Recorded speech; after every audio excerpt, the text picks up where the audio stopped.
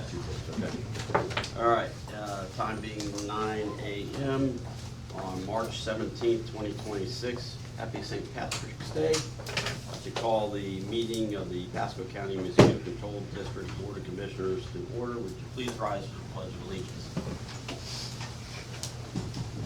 Mr. Evans, would you lead us? I pledge allegiance to the flag of the United States of America and to the republic for which it stands, one nation, under God, indivisible, with liberty and justice for all. All right, roll call, please. Abbott here. Evans here. Cox is here. Second Director Rogers present. Good. Have a motion to approve our agenda. Motion to approve. Have a motion, is there discussion? Hearing none, all those in favor say aye. Aye. Opposed? Motion carries. Consent agenda. Motion to approve. Have a motion for approval. Is there discussion? None. Hearing none, all those in favor say aye. Aye. Opposed? Motion carries. Public comment. Let's see here. Kathy Julian. Happy St. Patrick's Day, everybody. I see you all in your beautiful green. I just wanted to mention one thing, the fact that there's been a third turnover within a year in one position, and I see that somebody that gave Ms. Rogers an award not too many months ago has been hired to work on her staff here at a $40,000 or $50,000 a year pay cut. Interesting. Hopefully she's successful in the personnel area. That is a big, remember that being a big thing when I was in graduate school, that that's a position that if you can't keep people in it, that's a real sign of turmoil in an organization. And I know there's been 3 people in that position in the past year. And that's really all I had to say today. Mr. Cup. John Coe, 1335 South Terminus. I had heard a rumor about Adrian possibly applying at another place. Half of that I can understand with all the crap that she's got to put up with from a group out there, Pasco Watch. And then half me knows how she is and she wants to stay here and, you know, see all of her work, you know, carried on. It's almost like I want to apologize for all the turmoil that Pasco will put you through being a citizen of Pasco County. I don't know how strong that group is. I remember that Janine Duffy always being here. I haven't seen her in a long time. But I'm tired of all of their things they put out. Something was printed about me a couple times, so I've got a lawyer out there working on a defamation case. That's gonna take a little while, but I don't care, I'm retired and time is on my side. You just can't go out there saying stuff about people having, being arrested for domestic violence and it not being true. I remember her saying that this is her calling, you know, to come here and just create chaos. And all the time that you guys have to spend looking up files and doing everything, it's just ridiculous. I don't know. But I've got 2 years for statute of limitations and it's already been started, so we'll see what happens with that. Maybe that'll be, put a stop to all the things that are being said around here about people and what's going on here. But I'm glad you're staying, you know, you should. But half me, like I said, wants to say, get out of here, you know. People, some people at Pasco just don't care. You know, it's ridiculous. But that's all I want to say. Thanks. Thank you. All right, moving on to new business. Owner advisor contract. Who's handling this? I'm gonna start it here. So last month, the board directed me to enter into negotiations with Envision Advisors for owners advisor services related to our upcoming project for addressing the deferred maintenance issues around the facility. And you all have now had the opportunity to review the proposed contract that resulted from those negotiations. As you'll recall, the board previously established a not to exceed cap of $3,000 per month for this service.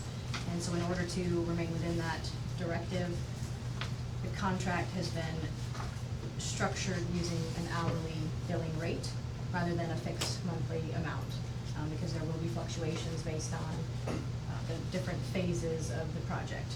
I would like to ask the board for guidance on whether, though there may be some flexibility within that monthly cap as we move into those different phases of the projects, there will likely be periods where the workload is relatively light, presumably, under that $3,000 cap, but then during critical phases, we may have additional needs, like design reviews or procurement milestones, construction coordination, depending where we are in the project, where the level of effort that we're gonna need temporarily could exceed that $30,000 threshold.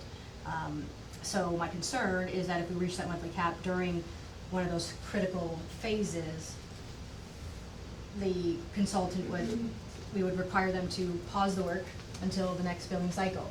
And that could potentially slow the project's progress in, potentially key moments. So what I'm seeking from the board is guidance on whether you would be comfortable including language that would allow for limited flexibility during those critical periods, giving me the discretion to temporarily exceed that monthly cap as needed.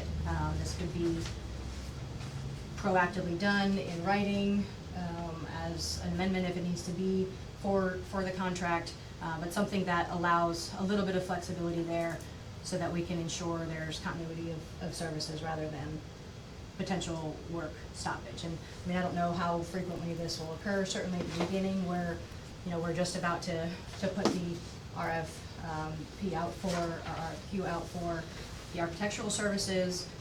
There's not much that will be done, it's not a critical phase where there's gonna be over that amount, I don't anticipate for, certain periods.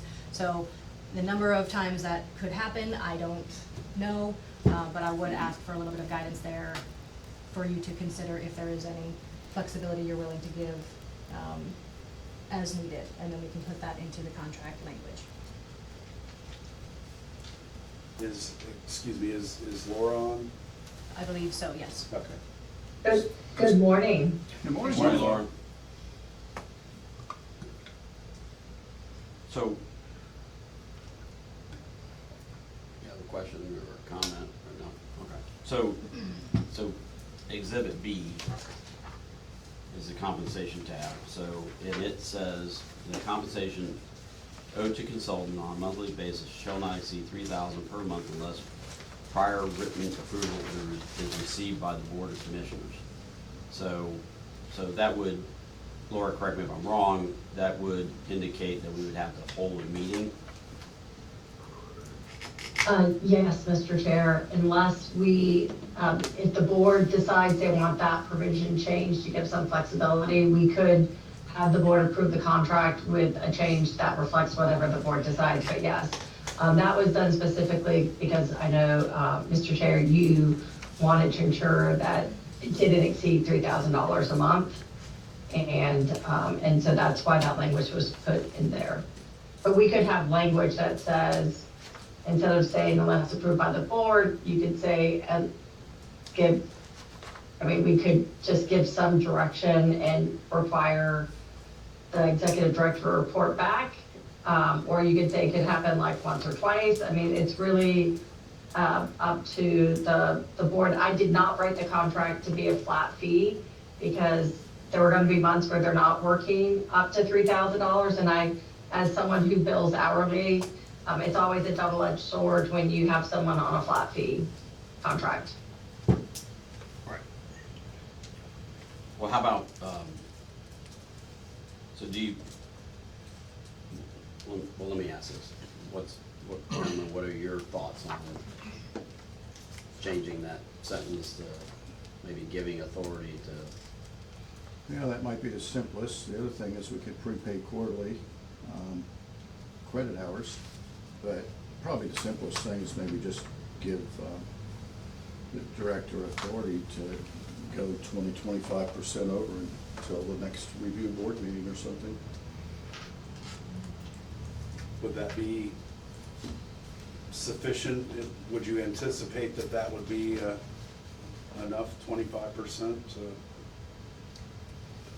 I mean, there's really no way of telling when those critical phases are going to happen, if they're going to be at the beginning of a month versus the end of the month. So I don't really have a strong sense of if 25% will be enough. So we can go 25, and if need be, we can address that at that time, or, I mean, at a board meeting, say, okay, well, we need to pay a little more. Well, so I would anticipate during phases of the project, their time commitment is gonna escalate. Sure. Right. So, Lena, let me ask you a question. So, we're under construction. How much time typically would you and your team spend on-site or, working on our project, or a typical project? Between 20 and 30 hours a month. In an active construction phase. Yep. And typically we see, as design is ramping up, involvement's ramping up, because we're guiding you. And once design sort of gets to a point where we've got them in drawing mode, our time starts to level off. As we get contractors involved, gets a little less. So we do have our fee does go like this, as our hours ramp and go up and down.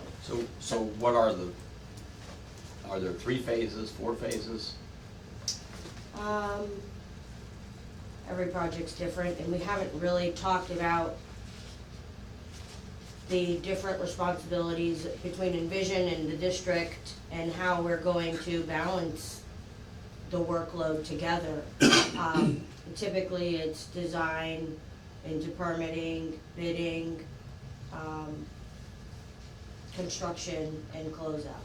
So between 4 and 5 Mr. days. Chair, can I just pop in for a second? I think potentially the recommendation by Commissioner Abbott may be one of the cleanest ways to go.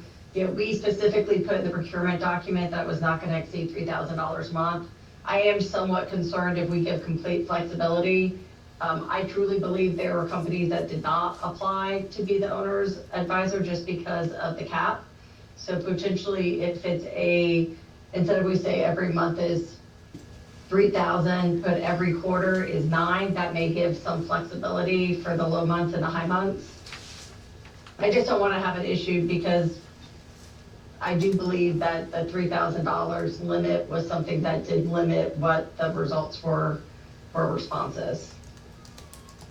And you remember, this is different than what the campus was because it is a different project than what the campus was and what the district dealt with before. Right. So my inclination is to approve this contract and then come back and amend it. I mean, if you go a couple months, I highly doubt you're gonna exceed $3,000 over the next couple months. So you can come back and do an addendum to the contract to amend it to maybe either be quarterly or be to the design, the 4 design phases that Lena just laid out. And a not to exceed price during that phase. That's actually what I would prefer to see, but whatever the board wants to do is fine with me. I believe also if we are approaching our limits every month, we do bring it back to the board's attention and reassess. One of the things that we discussed in negotiations was the level of involvement that Envision will have on this project will be considerably different given the restriction in the monthly cap for their services. And so some of the services they were providing previously on the other project they were hired for, we're not going to have that same level of involvement here, so the district is going to have to absorb some of those, the responsibilities. And so it's going to require a lot of coordination between Envision's team and the district. And as we're starting to approach that limit, you know, what else do we have in the remaining time for that month? What does the district need to absorb so that we can continue to progress forward? Or does it make sense to approve, you know, up to whatever limit you all allow to give flexibility for? So I think there's has to be a lot of communication, and not for the contract, but just the different services that the district is going to be responsible for versus what Envision is going to be able to provide us. It's going to look very considerably different from how our previous arrangement.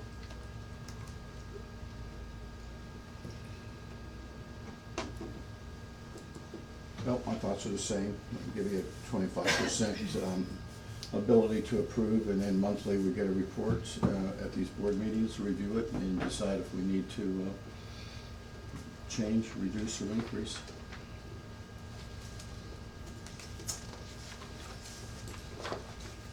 All right, so, I have another question on the contract.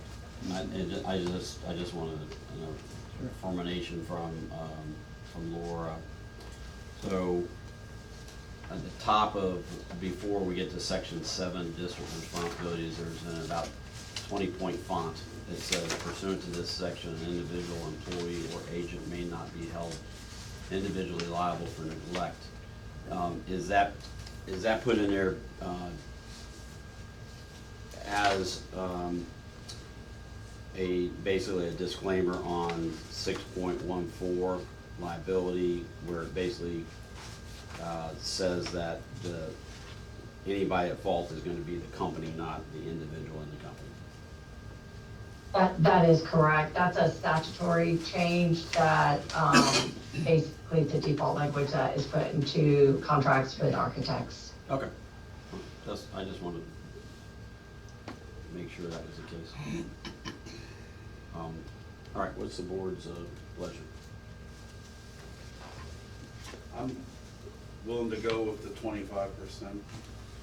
Is that, well, let me ask, Adrian, is this gonna be sufficient, you believe, to, and again, can we come back and revisit this if need be, if we're shy $1,000 or whatever, and say, okay?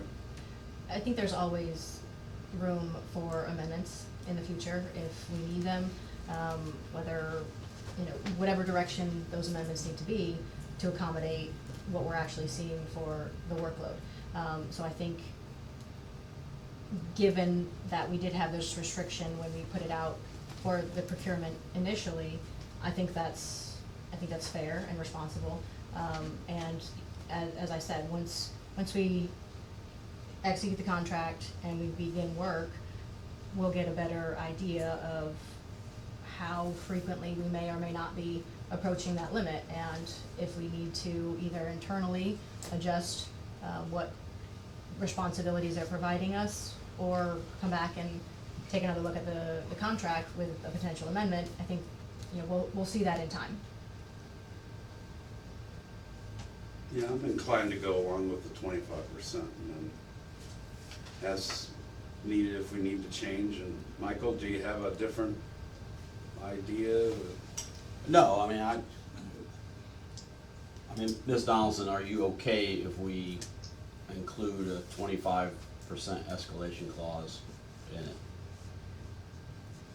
Yeah, that's fine. We'll put that the language will effectively say that the executive director could approve in writing a 25% increase, and then that she has to report back those months that she does that, like at the next board meeting, if that works for the board, because in that way, you know if it's coming. Because if we step back, it was always thought that it would be more than $3,000 a month, but there was a thought that was an owner's advisor actually needed. So that's why the cap was put on it, was to try to find the compromise between not having an owner's advisor or having an owner's advisor. And, but I think that would be appropriate to just give that flexibility. Okay. Does that inform a good motion? Just for clarification, so Chairman, your suggestion was to sign the contract as is and then come back with language as an amendment for the 25% escalation clause as you did? Or are we putting, are you going to approve it with So the change? I think the direction that the board is going, unless they correct me otherwise, is that we're going to do the contract with an amendment allowing you discretion up to 25% additional. Is that? Yes. Okay, all right. And then my comment was that what I would encourage you to take a look at is coming back to an addendum for Exhibit B that sort of lays out the 4 design phases and establishing a cap for each design phase. Or each phase, I shouldn't say design, each phase of the project. So I would like to see an addendum to this, but I want to get this approved so y'all can start. Does that make sense? I mean, I understand what you're saying, yes. Is that the consensus of the board? Good with me? Yeah. Because what's gonna happen is when you get into these other design phases, you're gonna routinely exceed the 25%, and that probably won't be enough anyways.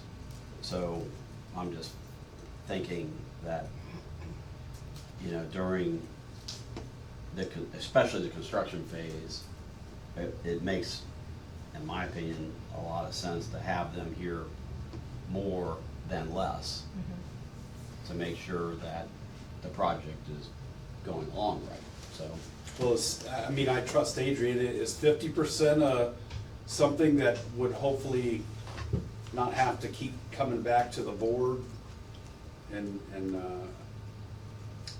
you know, Well, if you do begging for the more addendum money? correctly, that we probably would never see that again if you know, structure the upper limits to each phase correctly, then we should be fine. So But you're saying go by the phases, don't just give a blanket 25? that's what I'm thinking. Yeah, I like that. Makes sense. And they understand the phases and how much time is gonna be required. I want us to have a better control over that particular line item than we did before. Which, and to Envision's credit, they reduced, Yes. you know, Yeah, so they worked that on this. speaks volumes to them. So, So what would you then propose as for each phase? well, I mean, that's where I want some guidance from the staff on, you know, what you feel like the upper limits will be. But I just think it makes sense to put that in the contract, so everybody's got a sort of a speed limit there. So if you'll allow me, if we can go ahead and sign the contract today with the 25 escalation language in it, or that we will generate to put in it, and then You come between back now at and the another next board board meeting, One prior we'll to the come next back one, with whatever. a potential amendment for consideration Yep. based on looking at the different Yep. phases and how we might be able to structure that more appropriately. Okay. Yes. Okay, Help me out, did somebody make a motion yet? I'm not sure. Okay, all right, how about we make a motion to approve the contract as presented with the amendment of allowing the executive director a 25% escalation over the $3,000. That's good. Sounds good. Okay, that's a, That's the motion. Commissioner Abbott made the motion. I did. Is there discussion? None? Hearing none, all those in favor say aye. Aye. Opposed, motion carries, thank you. Staff performance evaluations and merit-based raises. Okay. So if somebody, before we hit that, if somebody could do that language so that I can sign it before we leave. Yes, Laura, is that something that you could work on amending that language to include the 25% escalation potential? I can provide draft language, Mr. Chair, but obviously with a contract, we'd have to make sure that Envision also agrees to the language. And so as long as Envision is committed to look at that language, then yes. Okay, thank you. I mean, I can't imagine that they're gonna say no to, Right. you know, so. Okay. All right, yeah, if you can sort of, Yeah, I'll work on it while the executive director goes through the next part of the agenda. Perfect, thank you. thank you. All right, new business, item B. Regarding staff performance evaluations and merit-based raises. You'll recall that historically, employee performance evaluations were conducted in an annual cycle that coincided with the district's fiscal year. So we had performed all of the performance evaluations on staff during the heat of our intense operational time period, as well as wrapping up a fiscal year, so also a very higher workload for administrative considerations as well. And so this last year, we made the decision to shift that cycle to a slower time of the year so that we can alleviate some of that and allow the managers to devote the appropriate time to performing their evaluations for staff, without competing with those peak operational demands. So as part of that adjustment, the evaluation timeline was moved back 6 months, with reviews now completed for the end of March, and any associated merit-based salary adjustments to become effective April 1st. So this change had also, last year in particularly, benefited the district because by shifting the cycle, it effectively delayed the implementation of salary increases by 6 months during that period when we were looking at further reducing the budget below rollback millage rate last year. And so we wanted to ensure that having that delay in the salary, so now 18 months from any pay increases that the staff received, especially important when we're talking about completing them very thoroughly and fairly this year. So additionally, in this year's budget, the cost of living adjustment and merit-based increases were separated to provide greater transparency and more accurately reflect how those adjustments are applied. So you all will recall, approving those two separate line items in the budget for this year. Performance evaluations have now been completed by leadership, and merit increases, of course, calculated based on the individual performance evaluation scores that were received. For this cycle, the average merit increase was approximately 1%. The highest merit increase is 1.7%. The lowest merit increase at 0.25%. In addition to that, you'll recall the budget included the 2% COLA, which will apply across the board to all employees. So the total impact of the merit adjustments for staff is $16,217.43 below what we had budgeted, reflecting the conservative distribution of increases based on truly merit and performance assessment. What was the average? The average, 1%. So it was actually 0.94. So rounding it up to 1%.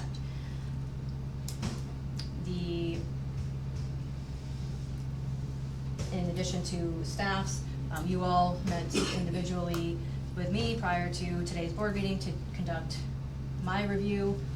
Combined scores from those evaluations resulted in an overall rating of 4.925 out of 5, which I will now, Chairman, turn it over to you for the board if you wish to state anything additional on my evaluation at all, or any consideration for action regarding any increase in that.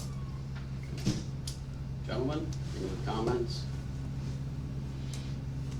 No. So I got some of those numbers. What was the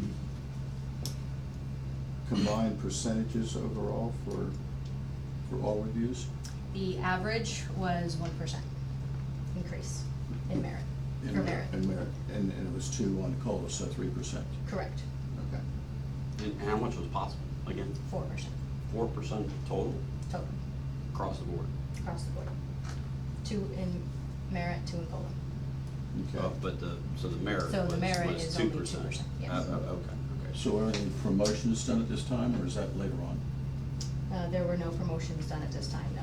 Okay. Those are done as the need arises throughout the fiscal year. Those aren't done at any particular time. All right, so there's still money allocated if and when that comes, That is correct. or when that comes, I should say.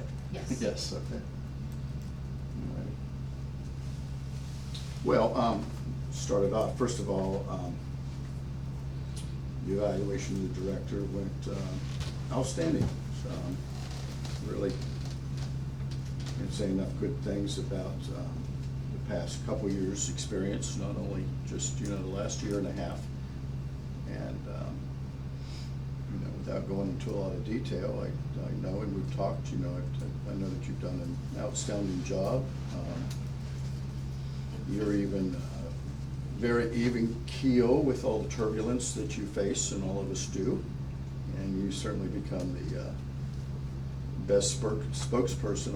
Well, you continue to be the best spokesperson at all levels for the district, and that's really great to be seen, seeing what you've done in the legislative session, things of that. When you get the opportunity to talk, you do very well, but you do pretty good at keeping the emotion out of it, unlike maybe I might handle it, I don't know. But overall, you did just an outstanding job, and I know that you've been doing that for some time, so that's my review. Thank you. Thank you for your service.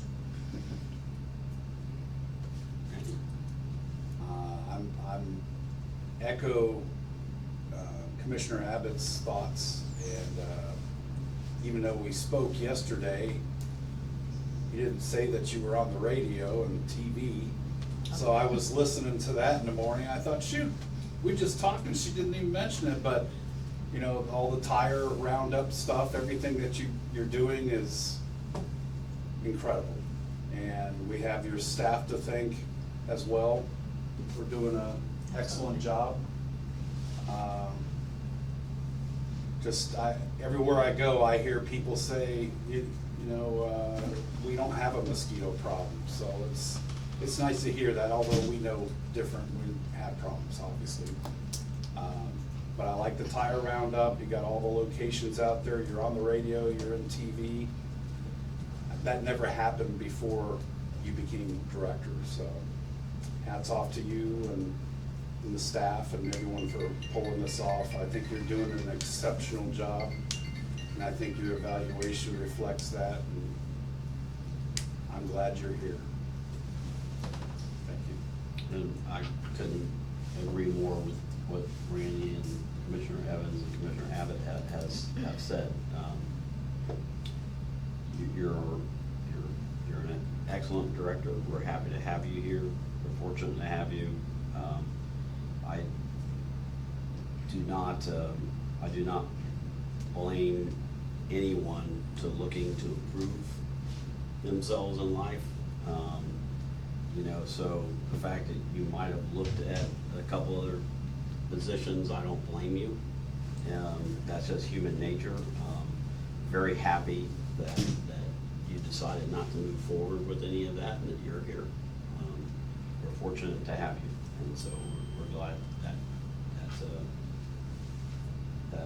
that went in the direction for our district.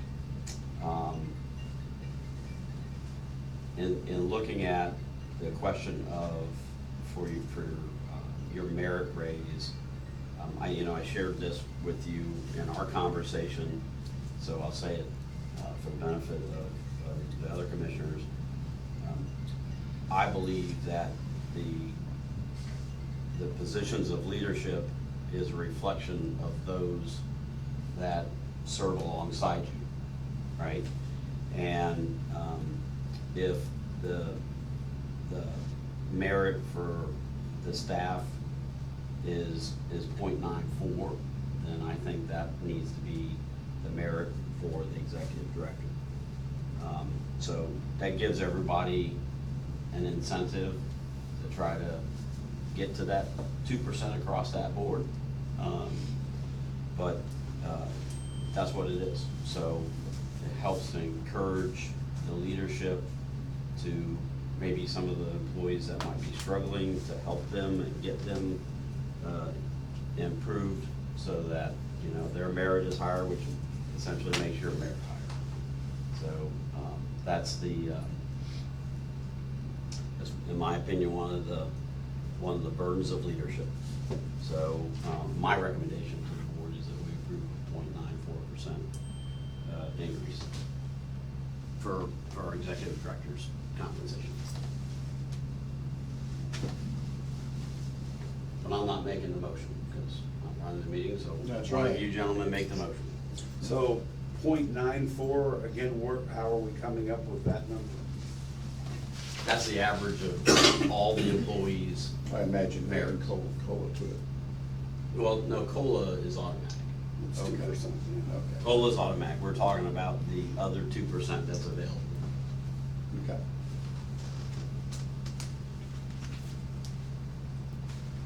Several years ago, we did the appropriate thing by making our executive director's compensation in line with other districts, her duties, and other folks that are in her type of position. So that was a pretty significant increase then. So in looking at that metric that was provided to us in the packet, you know, I think that we're in line with where we need to be. I mean, do you disagree or agree, or? I agree that my compensation is in line with peers in comparable mosquito control programs, the constitutional offices. Yes, I do agree that the adjustment that you all made several years ago when we amended the contract was fair.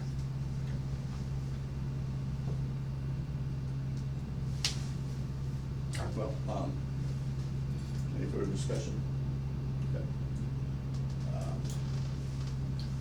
And I'd make a motion based on the outstanding performance evaluation of Executive Director Rogers that we go forward with a 0.94% increase and also the COLA. Okay. That's a motion. Is there discussion on the motion? Hearing no discussion, all those in favor signify by saying aye. Aye. Opposed? Motion carries. Thank you, Adrian. Thank you. Thank you. Thank you Look forward to very having much. you another 10 years. That's right. I appreciate the comments. Thank you very much. All right, unfinished business, item A, cement spill incident response update. As a follow-up to the incident reported at last month's meeting, I'd like to provide a summary for the board on the progress made since that time. Just as a reminder, on the morning of February 9th, 2026, our campus here in Odessa was impacted by an industrial dust release originating from the neighboring CMEX cement manufacturing facility located immediately north of our campus. A large airborne dust plume migrated rapidly onto district property, enveloping the campus within minutes and reducing visibility to less than a few feet. The particulate material was widely deposited across district buildings, equipment, roadways, and outdoor operational areas. We did not receive any advance or immediate notification from the facility regarding the release, though staff made multiple attempts to contact plant personnel and management immediately following the event, but contact was not established until several hours after the incident. Therefore, in the absence of confirmed information regarding the nature of the material released, the district began educating employees on typical dust inhalation concerns and monitoring for potential health impacts. We were proactively initiated notification and coordination with multiple agencies to ensure appropriate situational awareness and public health considerations were taken into account. Notifications and consultations included Florida Department of Environmental Protection, National Response Center, Environmental Protection, US EPA, OSHA, Pasco County Health Department, Emergency Management, and others. following the incident since our last meeting. The responsible party's insurance carrier, Gallagher Bassett, has been coordinating directly with the environmental remediation and cleanup vendors that we had brought in initially, I think that was the day of and a couple days right around our last meeting that we brought in to give an initial assessment and provide quotes for services to address the impact to the district's property. The response process began with air quality monitoring and surface swab testing across both interior and exterior spaces throughout the campus. Remediation and cleanup efforts proceeded over approximately 2 weeks, including detailed cleaning of interior building spaces, outdoor workstations, and operational areas. All HVAC filters were replaced following completion of the interior cleaning process of each building. A separate vendor was retained by the insurance carrier for the responsible party and cleaned the impervious surfaces across the campus, including our driveways, operational areas, helipad ramp, the helipad and the ramp, and also the entirety of Marathon Road, which the district owns.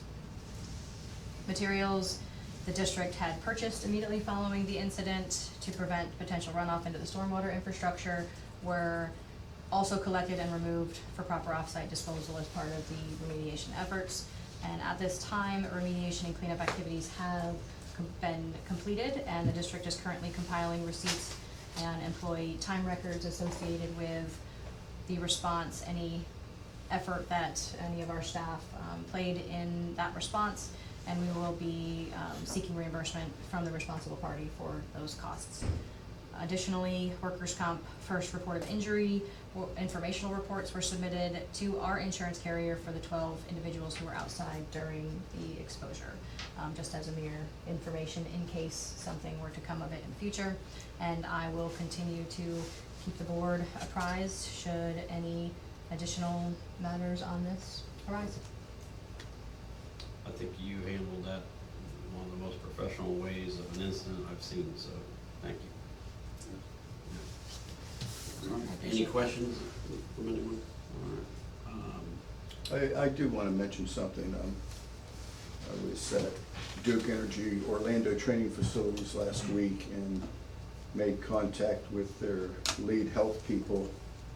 So got a resource there if we need it. You know, they have quite experience on this since they produced this ash and have had, you know, incidents. Unfortunately, a few places around the United States, mostly in Tennessee. But anyway, I just want to make it known that we've got people we can reach out to if further things might occur from the health side of this aspect, which fortunately it sounds like we don't have anything at this stage, and hopefully we won't.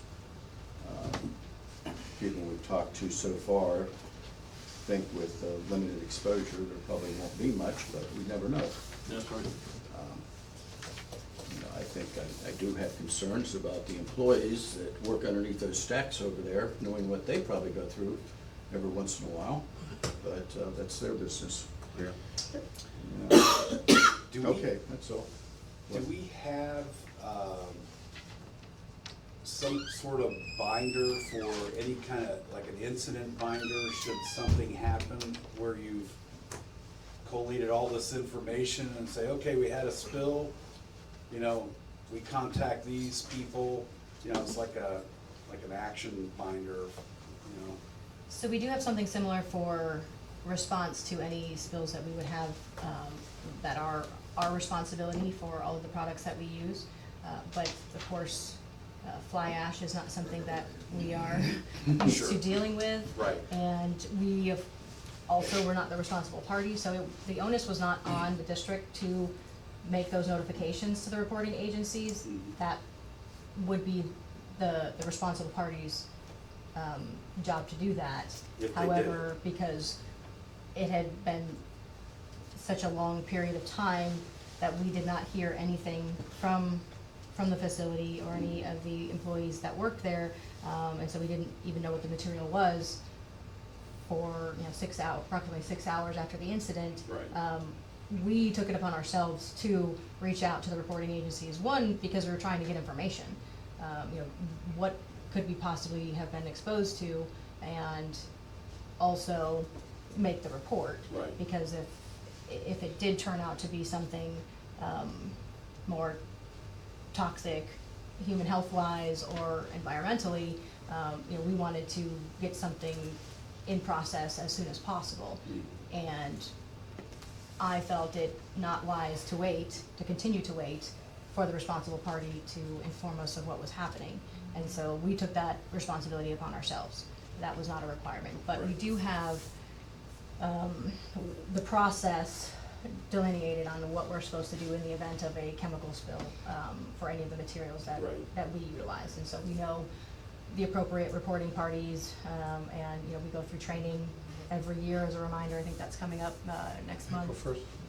Mr. McFall will be touching on that, but, so we do have that for the materials that we use, yes. No, I'm just saying for like, you know, any incident that we have, is there a binder where you can say, okay, here's the number to so-and-so or whatever for any future incidents, you know, like a oil spill in the retention pond, or, I don't know, chlorine gas, or, you know, some sort of flooding, anything, I don't know. Yeah, I think one thing that responding to this incident brought to light was that we don't have a solid plan if something catastrophic happened to this facility and we needed to continue operation elsewhere. So I think that kind of goes along with what you're suggesting. So one of the goals moving forward is to make a broader emergency, I mean, we have emergency planning documents, but nothing to the extent that would consider an alternate staging location for our operation should we need one. So with what I think I'm hearing from you is more general, these are the contacts of reporting parties for any type of incident. Yeah, that's something that we can work on moving forward. Sounds good. All right. Item B, enterprise fleet management discussion. This is a continuation of from our last meeting. I think there's some new information that our finance director has put together. So, Adrian, are you handling this, or? I will start it off and then I'll Okay. kick it over to our finance director to go over some of the things that he was looking into. So as a result of last month's discussion, excuse me, we had a vendor from Enterprise Fleet Management present to the board regarding a leasing option for some fleet vehicles. And the board asked the vendor to go back and return with a full proposal and contract. And so that is what they have done, and we do have representatives from Enterprise Fleet Management here as well.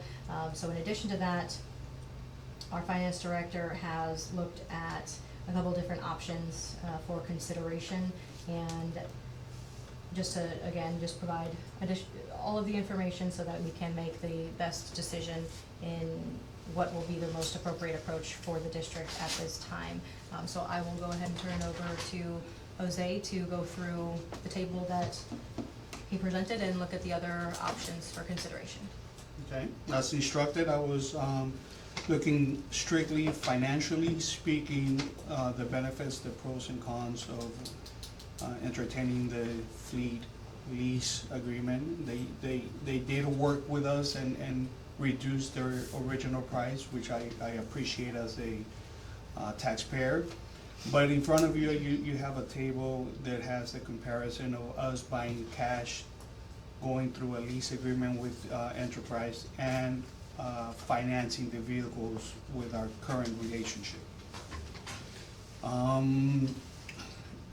The pros that we have, which is clearly stated on there with going with Enterprise, is the fact that it allows for our budget to have a net zero effect. Actually, on the last proposal, we would come up with, I think it's $2,000 over So it's a good proposal if we are a cash strap basis, but we do have to recognize that in long term is more expensive to go with the lease option than either purchasing cash or going through the financing avenue that we have with our current relationship. So it's really based on what the board feels is necessary at this point versus 5 years down the line. The other thing that I do have to mention is that if at any point the board decides to cancel the contract, the fleet management group would come pick up the vehicles, sell them, and at that point, based on whatever they sell, we're going to be either upside down or not, and we won't have vehicles. So it's a decision that affects not necessarily this board, but future boards. If they chose to term the agreement, it will put the district in a position where we have to come up with X amount of dollars to substitute whatever vehicles they're taking with them. Yep, okay. I have go ahead. A question, there was, remind me your first name again. Deanna. What? Deanna, right. Deanna had mentioned, I believe it was last meeting, that there's potential savings if we self-insure on vehicle damage, not liability, but case of an accident, wreck, things like that, you know, which we always have in the past, always submitted to our insurance carrier. Were you able to check into that, or do we have insurance savings by doing this? Going the traditional way, we do not. So when I spoke to our insurance agent, he said that he would have to look at the finalized contract from Enterprise to see what their insurance requirements is. He has never seen a positive effect on a lease agreement for insurance purposes, but that doesn't mean that it's going to increase, right? It really depends on what liability they require us to have. I did look briefly into self-insurance, but I haven't had enough time to really give a educated recommendation on that. I know just from experience that if you want to self-insure, you need $40,000 for one vehicle and then $20,000 for each additional vehicle on a separate account for on an escrow account for self-insurance plus other liability requirements. So, Do you know off the top of your head what our current deductible is for comp collision? 1,000. 1,000. Mhm. You could save probably significant money if you went to a $5,000 deductible. Correct, and something that's, like that. that's one of the things we discussed, but given the book value of our vehicles, we would be insuring it for more than the book value is in some of them. So after discussion with Max and the original discussion for insurance, we figured that $1,000 deductible was the safest, most efficient way to use our funds, right? With newer vehicles, we can increase the deductible and save some money on that, yes, absolutely. So I'll ask the question to Deanna, with your customers, what experiences do you have with self-insurance, and what's the way for us to potentially look into that further, go about that? There's no restriction on, Deanna, would you come up to the Oh, podium yes, for I'm me? so I'm sorry. sorry. Yeah. And just recognize yourself for the record, please. yes, Deanna Bornstein from Enterprise Fleet Management, account executive, new Thank you. business. In my experience, obviously, you guys will have to do your own due diligence on insurance, that works best for you. There are certain restrictions, or requirements that we have, but as long as those things are documented correctly, whether it be self-insurance or, utilizing your current insurance, that's something that we can definitely look into. In regard to experience or recommendations, and I'm sorry, ask your question one more time. I wanna Well, make sure I answer it and fully. just from your experience and the other client base, that customers that you have out there, I would imagine there might be some out there that self-insures, Of is that correct? Okay. Correct. And, I guess just kind of any guidance that you can offer so that we can get to the bottom of this and find out if it's possible with our carrier, or if we have to look at another carrier. Good question. Yeah, of course. This is Mike Sosa. Good morning. So my name is Mike Sosa. I'm the area manager for new business over Southwest Florida. Yes, we do have a number of clients that choose to self-insure. We don't make that recommendation. We generally leave it up to your broker or your risk pool, whoever you work through, to help you make that determination on if it's beneficial for you. Most choose to self-insure from a physical damage perspective. That's what I'm referring not to. not from a liability perspective, right? So that's where there could be a potential cost savings if you eliminated a physical damage policy and only relied on out-of-pocket expense to repair vehicles. But again, that's not something that we generally consult on. That's left up to you and your current your current broker or risk pool. Correct me if Okay. I'm wrong, that's something that is flexible, doesn't need to stay the same throughout the entire lease. It can be changed, so if there is an activation of relationship, that's something that can be changed later on, with communication to us. Yeah, our contractual requirements are $1,000 deductibles and having your liability policy in force with $1 million.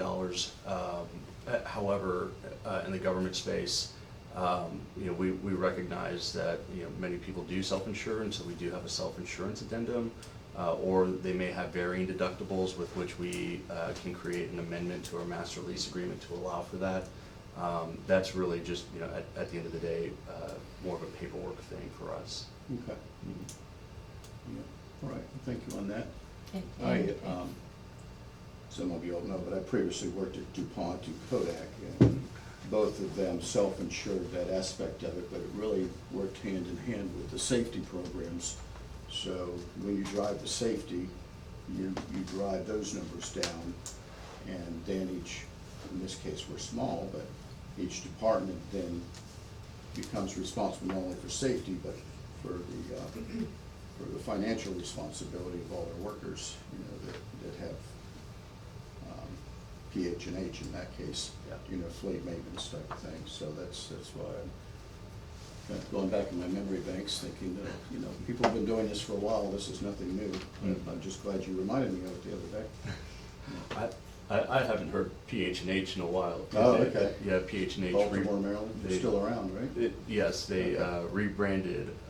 There's been a lot of consolidation in the fleet management space outside of enterprise fleet management. But yes, PH&H used to send all of their rental needs through our rental branches. And we both came up as branch managers on the rental side, and so we used to do a lot of rentals for PH&H. Yeah, we've worked with you a lot. I mean, I remember that. Anytime we traveled, we go under your contract. And from a safety perspective, that's a great point to make.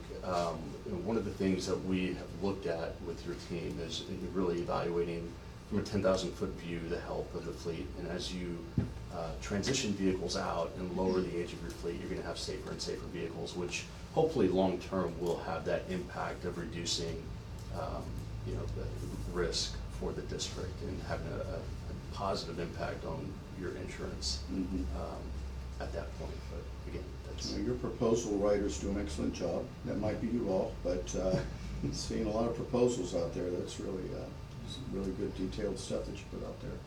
Thank you. Thank you. For point of clarification, if we were to amend mid-contract because we decide in the future that we wanted to self-insure on that piece of it, would that be reflective in the rate at that point, even though it's mid-contract? It has no bearing doesn't have on the a- pricing that we Okay. propose. We would just issue a self-insurance addendum at that point that would be executed by the district. Okay, Mhm. thank you. Mr. Chair? Yes, Ms. Donaldson. Just with that, I have not gotten the contract documents to review yet. And as you know, we're an ad valorem district, so we have different requirements than counties or cities who have other funds. If the district, having not seen the contract, but generally, unless the contract has language that says the district can require to go self-insured and enterprise will issue the addendum, what's being said at this meeting is not binding. And so if the district wanted to go self-insured, there's no requirement unless the contract provides for it that says that they have to allow you to go self-insured. So I just want to let you know that the district's desire may or may not be incorporated into the contract, which I haven't seen. Okay. That was one of my questions, whether or not you had reviewed this yet, so thanks for answering that question. Commissioner Abbott, any other questions at this point? Well, not a question, but a statement. Even though overall, I think this looks good, my reservation would be not only for us, but all government agencies here locally now, over the next 3 years, what the Florida legislature has mysteriously, the unknown of where funding is going to come from. And you know, I almost feel like if I was to go forward with this, we may do a smaller percentage of it or testing, or maybe even wait till legislative sessions, special sessions over with, because right now we have one contract, that's the aerial contract. As far as a larger contract goes, and we're, what, 5-6 years into that 10-year contract? Where are we? About that, 5-6 years. 6 years. But that's solid, we're at 1.06% interest in Bank of America, so, you know, we're gonna hang on to that one. That gives us a great fixed cost. I mean, yours is talking about a fixed cost too. But on the other hand, I think we're gonna need some flexibility over the next 2 to 3 years to adjust wherever we go for funding in the future. And it could stay the same. I mean, we don't know. It's every government agency's faced with the same issue. We're not special. We're a special district, but we're not special that way. May I Yeah, take a sure. moment to respond to that? Yeah. The proposal that we put forth and the fleet replacement recommendation that is before you, that's fluid. So any agreement that the district enters into with Enterprise does not have any volume requirements year over year, does not even have a continuation requirement year over year. If we go through the first year and the district needs to pivot and not replace any vehicles in the second year, that's at your full control, your full discretion. What we do as a strategic partner is we sit down with you around budget time and we actually help formulate what that's going to look like for the following year. And if we can tailor the recommendation to your budget, then it makes it more attractive for the long term. So that's part of our process. That's what we've done here on the front end as well. Our initial recommendations usually start based on mileage and year, but we actually worked with Nick and CJ here to say, okay, what does the budget look like? What did you already have in mind to replace? And we tailored our recommendations based on working with your team. So that will be in an ongoing manner. There's no penalties. If you come back next year and say, well, we're not going to replace anything this year, we're going to defer for the next couple of years. This is very much a fluid partnership. Well, I'm glad you come in person. Get these things answered swiftly. That's good. That's exactly why we operate in the local markets in which we serve, so that we can be here and we can be on record for all of this as well. Right, good. That's all for me right now. Commissioner Evans? No? Okay. So I have quite a few questions. Sorry. No, that's good.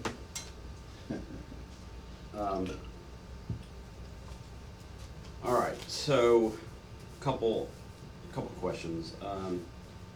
When I look at this, the open-ended lease quote, right?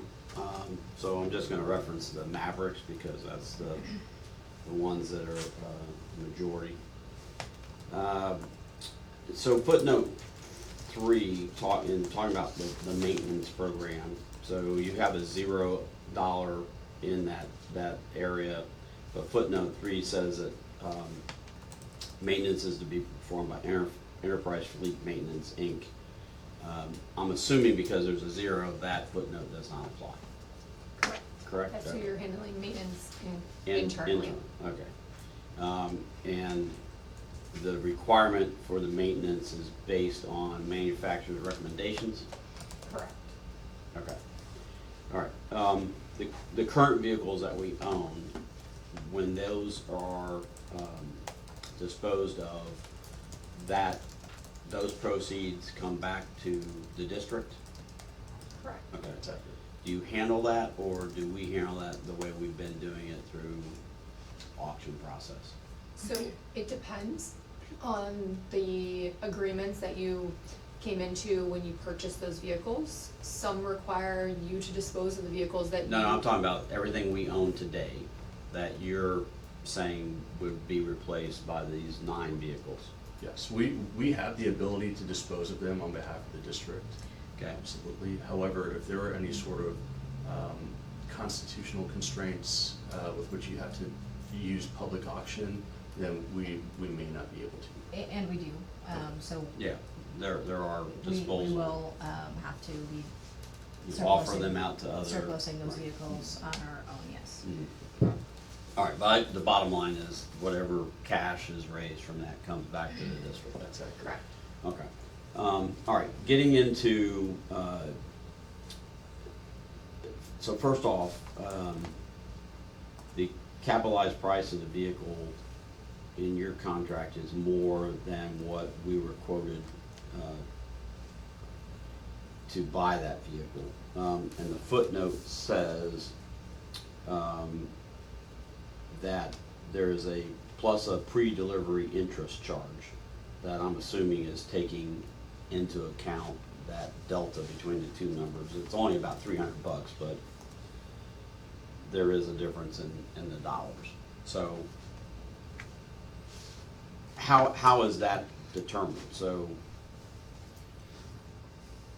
the second that you all send the funds to buy the vehicle is when the interest starts being charged? Are you referencing the $300 amount? Are you referencing the line item on the front page of the quote there? Yeah, yeah, so the Maverick vehicles, we can buy for $31,518.93. We buy that same vehicle through you, it's $31,837. So your footnote, and it's got a footnote 1, it says capitalized price of the vehicle may be adjusted to reflect the final manufacturer's invoice plus a pre-delivery interest charge. Ah, okay. Yes, so that's referencing what's known as interim interest, because we are paying for the vehicle ahead of time. Yep. So yes, from the time that the vehicle has been built and we have a VIN number and we cut a check for it, to the time that that vehicle delivers, there is interest that is accruing. However, with Sourcewell, we have it pre-negotiated to where the interim interest does not apply for government entities. However, it does print out as a default on our lease quotes. Okay, so what you're saying is that price will be the $31,518.93. It would be, and may I have a look at that, because I'm looking at something different? Yeah, sure, in fact, I have an extra here. Excellent, I'll just thank give you. Thank you very much. Yep. So the 31,837 is what the cost would be. That's what I'm trying to say, because the cost that we can buy that vehicle for is $31,518. So I'm assuming that from the time you send the wire transfer to the time that we get the vehicle, we're paying interest on that. Right, which that is not applying here, and that's not worked into the vehicle price there. Now, on the remaining pages of the quote here, so the 31,837, where that price comes from, it's the vehicle invoice price from the manufacturer minus your government incentive, and then there's a $60 flat markup that's negotiated with our partnership with Sourcewell. That should be the only variance between vehicle pricing. There's a $200 courtesy delivery fee, which is essentially the dealership receiving the vehicle and performing the pre-delivery inspection on that. That does get capitalized into the vehicle. So final delivered price on this Maverick would be the $32,037 that you see a little bit lower down the quote. So Yeah, well, $32,000. I understand that, so Yep. I know the licensing fee, that's just a standard fee. So the $200 is the courtesy delivery fee. Mhm. But there is a difference between what we buy the vehicle for. So if we bought this Maverick today, if we just go to whatever Ford dealer that has the government contract, we're gonna send a check for $31,518. Mhm. You're gonna charge us $31,837. Correct. So I'm just trying to figure out where that additional $300 is. Is it the $275 that's back here on this initial administration fee, or? No, that's not included in that delivered price. I can't speak to the variance between us and your local partnership. I don't know. Well, how their but pricing what was is. originally said to us was that because we're a government entity, we get government pricing, and therefore, that's what enterprise gets to pay for the vehicle plus $60, right? Correct. So, but that's not reflected in this. But we can continue on with that, so. And so the difference is, these are two separate vehicles, so this was factory ordering versus something that's already on the lot at the dealership. We can order directly through a dealership, or we can order directly through the manufacturer. But So when they're government, the government pricing is based on a set criteria. It doesn't matter if it's on the lot or it's in the factory. It's this vehicle and that's the price. So, you know, good for us if they have one sitting on the lot and they'll sell it to us at the government rate versus waiting for it to come out of the factory. Right. So if I come down to the depreciation reserve at 1.25%, so that is I'm gonna call it the principal payment. Correct. Okay. So is that 1.25 memorialized forever, or does it get adjusted? It does not get adjusted. Okay. We have the opportunity to adjust it up in the event that maybe the district is putting way more miles on the vehicle than was originally anticipated, and we need to depreciate it faster to achieve a certain equity position. However, we don't anticipate that given the historical use of these vehicles and the historical mileage patterns. So 1.25% would achieve a fair equity position at the end of the term. Okay. So everything is based on what you pay for it and what you're gonna sell it for at the end, what you anticipate selling it for at the end. Correct. So if you sell it for more, that benefits the district. If you sell it for less, that hurts the district. Because ultimately, the district is taking the risk on the residual value. And correct me if I'm wrong on this, whereas in a conventional lease, if I go to a dealership and lease a vehicle, the residual value is based on the same assumptions, but the risk is assumed by the financing company and not the leaseor or the leasee. Right, on Yeah, a traditional, on a traditional like net lease or a dealership type lease, you're absolutely correct. Okay.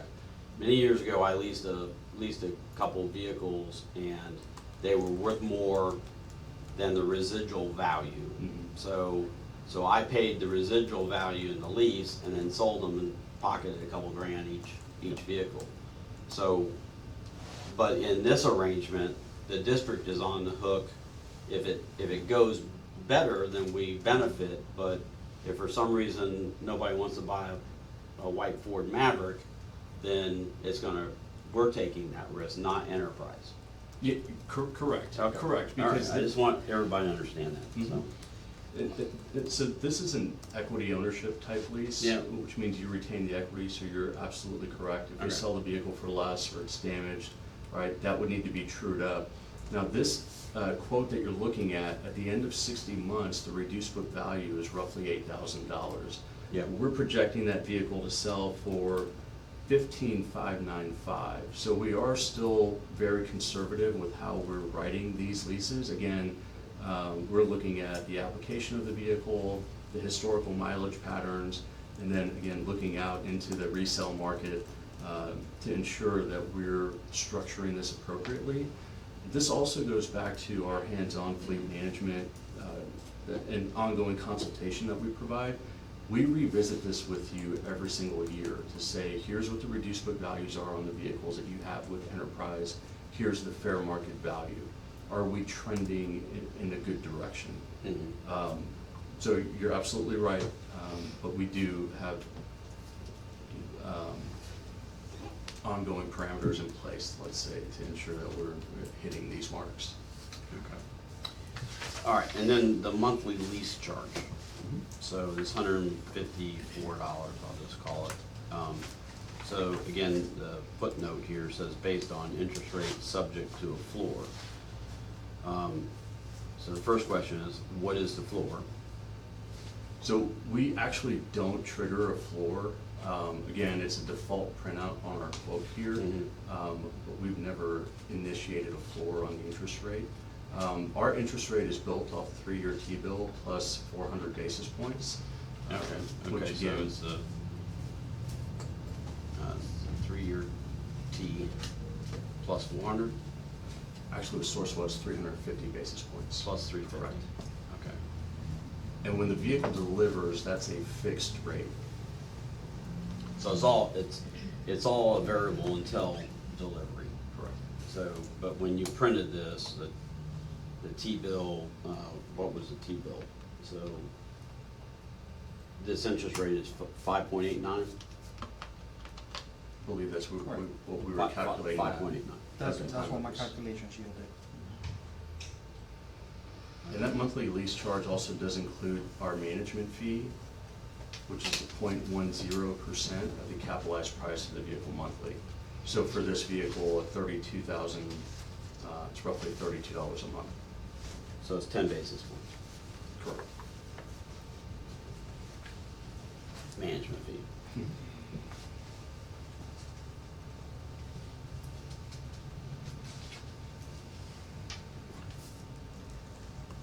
Okay.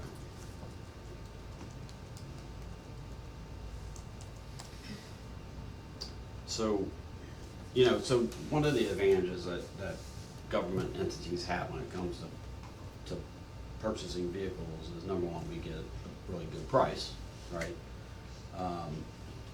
So I see it's very smart for Enterprise to, capitalize on that. I think that's great. But the other advantage that government has is tax-free borrowing. So, prior boards did that with the helicopters, where you issued basically tax-free debt to the lender, Bank of America, right? Correct. So. You're on the board, Dan. Thank you. No, I No. thought you guys, that He was, not. that was all, they Joint weren't board. delivered yet. They Oh, weren't okay, delivered. all right.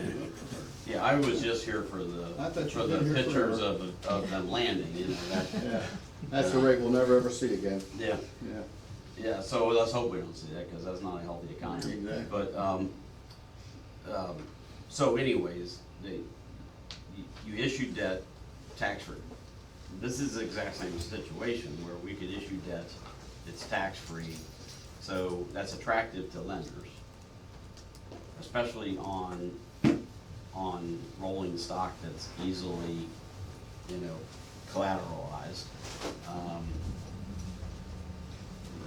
So I think this arrangement solves an issue and definitely helps the district from all the things that they have said, modernization of the fleet and the safety factors and all of that. And it sort of takes this process of acquiring and disposing of vehicles and puts it in Enterprise's hands. And it also forces the district to constantly modernize and stay up with their vehicle fleets.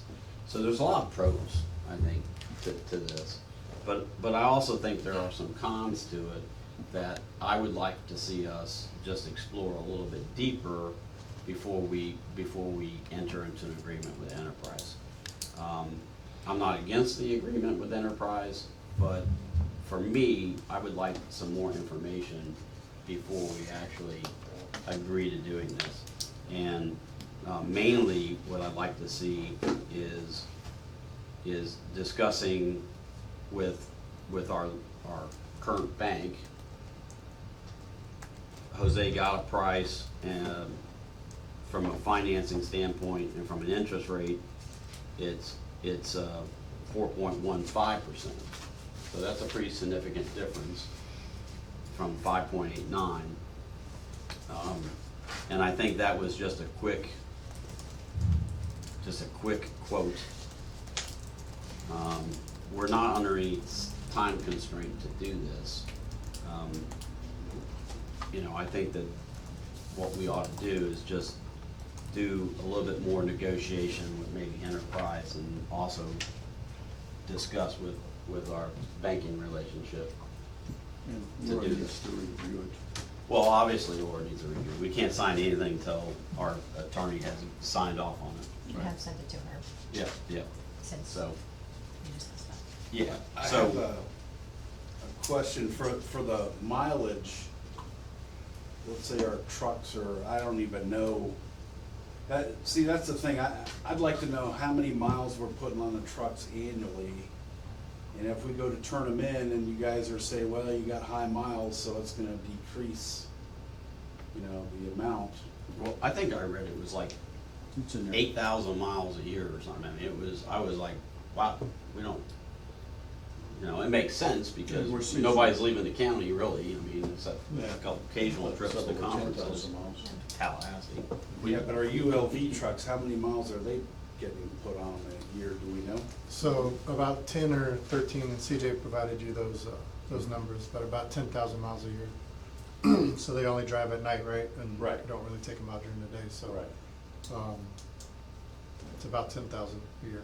So just to address your concern with them over mileage, it's not a typical personal lease where they charge you 27 cents a mile. That extra mileage, it goes into the selling price. Right. That is going to affect whatever the district gets back after the net profits of the sale, right? So Which if we're selling it our own anyways, disposing of it through surplus, correct. it doesn't even go back to Enterprise. Yep, right.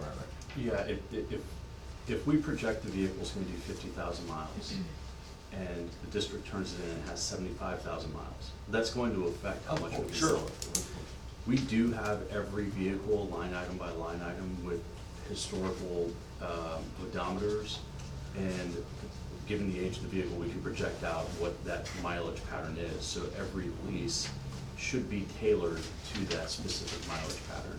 Now, on average, your trucks, I think, do 18,000 miles a year, and your SUVs do closer to 13,000 miles a year. So we do have averages, but we would take a look at what's actually being replaced, and then we would structure that lease appropriately. So, I would like to just table this issue and allow staff to come back with I'd like to see an actual recommendation from staff as to what direction to go. And that would include them exploring financing more of a conventional way through our banking relationship. So if I may, in order for staff to have a recommendation, we have to understand what the board is going to do next year's budget. Because the reason why we're here is because of the inability to purchase vehicles in the past. So there's a lot of assumptions that need to happen. I can say without a doubt that buying the vehicles cash is the best position for the district moving forward. However, budget restrictions have not allowed this to in the past. and that's why we're here. It's, Yeah, I understand that. By doing it cash, you're gonna lose, well, if I just look at last month, on an annualized basis, we're earning 3.5% on our investment fund. So if I'm earning 3.5 and I'm paying 4.15, then the delta is 65 basis points. correct, but that would be So- financing. Yeah, that's financing. That's financing, that's comparing apples to apples here, Correct. right? And I think that in talking to CJ, he recommends replacement vehicles when they start costing us some money. And I think more along the lines of what Enterprise is recommending is just basic, when they're basing it on when the peak residual value of the vehicle is. So they know historically when that is, and it's typically at 60 months, right? I mean, that's typically where it's at, right? Based on mileage. So if we go to a cycle where we're cycling out vehicles every 60 months, then that answers your question as to what we do next year at budget time. If we have 3 or 5 vehicles that will reach that, and we're trying to cycle, so our fleet is no more than 5 years old, then to me, that makes So- like an ongoing thing. So speaking candidly, the issue is that our replacement cycle is greater than what the board has been approving, correct? So if we were to put in policy every 100,000 miles, we're gonna replace the vehicles no matter what, then the problem becomes that we have 14 vehicles to replace, which makes it budget impossible, right? And that's where Enterprise becomes a valuable option, because our upfront costs would be minimized just because of the 5 other months that, or the 48 other months that we're not paying upfront, correct? So that's, at this point, given our budget constraints, going into a purchase cycle every 100,000 miles or 60 months, it's practically impossible, because the upfront value would be $600,000-700,000 just to replace the old vehicles. So we, after speaking to them, what we think is the best angle to take is replace the admins and the Mavericks, but keep the Larvaside or the ULV trucks internally and buy those, right? I wish we weren't in this position, but that's where we are, right? So I think that if I'm being honest with the whole process, replacing all the vehicles at one time is just not going to happen at this point. We have, I think it's 16 vehicles over 100,000 miles that are going to cost us money. So as financially speaking, as much as I hate to say this, at this point, Enterprise gives us the only real option of replacing those high mileage vehicles. But there is a cost to it that it's stated, it's black and white. It's whether the board wants to live with that or not, right? Financing is always a better option if that's the route you wanna take. But then again, it would be on that same cycle versus replacing, because I'm in the position where I have CJ saying, we need 50 new vehicles because we're way past due, and then I have the other side of that is the board saying we don't have the budget, right? So we have to marry that, and that's what it is. The happy median to that is financing, and you either do that directly with a lender or you do it through Enterprise. Correct. It's the same exact thing. Correct. So what I'm saying is, I feel like there is a cost savings for the district if we just finance them ourselves and not utilize Enterprise. Sorry to say that, but I think to me, it just comes down to, when I start comparing the dollars here, especially looking at the interest rate, that's just sort of a no-brainer. Agreed, but there's also that, and I don't know if it relates to this, but we're not supposed to take any new debt based on Maggard and all that. Now, I don't know if that is specifically for building, or if that is in general because we have such a big amount of money savings, then why are we taking new debt? In either scenario, whether we approved enterprise today, we're taking on new debt. Agreed, Agreed. correct, that's agreed, then So- that's why I've always said that the best option for the district would have been, or is, to just buy the vehicles cash, one check, and that doesn't reflect new debt on the books, that doesn't reflect new debt for the ones that don't want new debt. So, Well, Mr. Chair, can I just, quickly, yes. sorry. Okay, I was just gonna say, so ad valorem districts only have the ability, have limited ways to borrow money, and you are correct, the lease is borrowing money. I was scanning through the enterprise agreement, and they do have the language. Effectively, the district has to borrow money, it's really like a one-year term, where we have constitutional issues. I don't know in your scenario about going to the bank. I have not done a full analysis of their contract, but I don't know if the bank would be willing to agree to the non-appropriation provisions where it's really like a one-year term. Okay. Well, that's stuff that we need to vet before we approve anything. I guess that's my point of bringing up all this. So again, I'd like to ask that we table this to allow our staff to come back with a recommendation to, after exploring these other options and addressing these concerns. Yes, Okay, so is that a motion? absolutely. So I have a motion.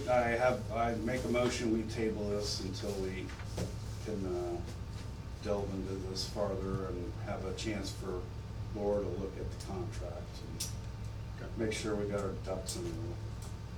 And look at the insurance or disadvantages or advantages. Yeah, we need to take a look at this whole issue, so. Yeah. All right, there's a motion. Any further discussion? All those in favor say aye. Aye. Opposed? Motion carries. All right, so that's tabled for now. We will be talking in greater detail with that, and we're gonna take about a 5-minute break, Okay. okay? Maybe 10. All right, thank you. Here's the, thank you. Thank you. Oh, I appreciate you. Thank you, and we will be talking more. All right, thank you. Road discussion, Ms. Donaldson, is there anything new on that the board needs to be aware of at this point? Are muted? Are we unmuted? Yeah. Okay, all right. Okay, the board is back in session. Moving on to the Marathon Road discussion. Ms. Donaldson, is there anything new on that we need to be aware of? Only that, the person in charge of that, department at the county, he and I have been communicating. He's been working with the county attorney's office. There's a lot that's gonna go into the county's consideration of taking over the road regarding like dedications, bringing the road up to county standards. We were not able to connect before today's meeting, but he did just message me, and we'll be talking this week, but it's just a process. Okay, They've been all right. looking at adopting a policy to allow for the county to take over private roads, and so we're kind of getting ahead of that process, but hopefully I'll have more information to report next week. As it relates to the private road agreement with everything going on with next door, I do not feel like this would be the time to go to our neighbors to say, we want you to also pay to the road. All right, well, thank you. All right, we're gonna go back to the owner advisor's contract. Gentlemen, you had a red line sitting on your chair. Okay, hold it. Do you have any issues with that? No. No. Okay, all right, then the motion was to approve it based on that amendment, since there's no concern over the language. I'll sign that contract. All right. I wanted to comment on Marathon Road. Okay, well, I'm trying to move the meeting along because I have a hard stop in an hour, so. Okay, you go ahead, keep on going. Surplus property update. Ms. Donaldson? Yes, so unlike the past couple months where where I have asked the district to sign an amendment to extend deadlines related to the purchase contract. Breaking news, just got it, although what was executed was the red line version, so we're trying to see if we can swap out the pages. The property owner of, across the street that had the dirt bike track has, both brought the property back into compliance with Swift Mud and the county. So all the tracks have been leveled. In addition, the owner of the property has agreed to a declaration of covenants, conditions, and restrictions. And that effectively prohibits the ability to have an automobile racetrack or motocross track on the property. In exchange for that, the district is waiving any claims that would have arisen from him having that on his property. This document, and I hopefully Adrian distributed it to all of you, was drafted by the buyer's counsel. So the buyer has signed off on this. I've been working very closely with the buyer to get this done. By the board approving this document, we will not need to approve an amendment, a fourth amendment to the sales agreement. And that means the inspection period ends next week on the 23rd. It also keeps the close date in December of 26. All right. Thank you, Ms. Donaldson. Commissioners, any questions, comments? No. So the escrow comes in at the end of the inspection period, correct? Goes hard, right? The money goes hard. Okay, thank you. That's all. All right, Chair would entertain a motion to approve the declaration of covenants, conditions, and restrictions, and authorize the chair to sign.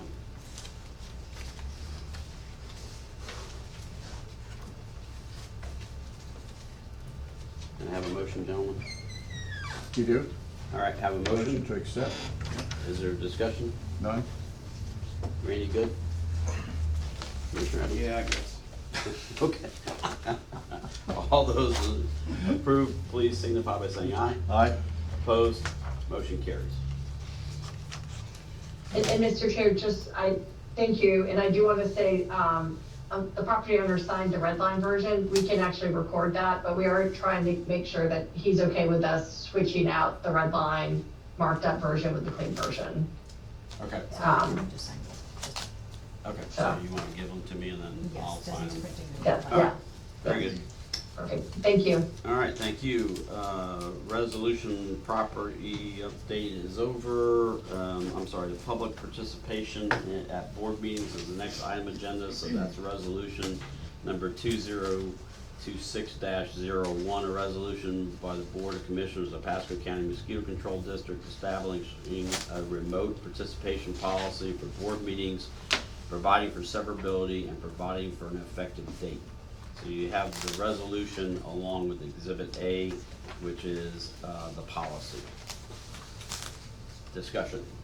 Commissioners, None? would you like to move for approval? Any discussion, Randy? So is this something we must do, or we're just doing it to be nice? We're doing it to be nice. And what is our cutoff for these folks? Should we need to move along so they're not filibustering?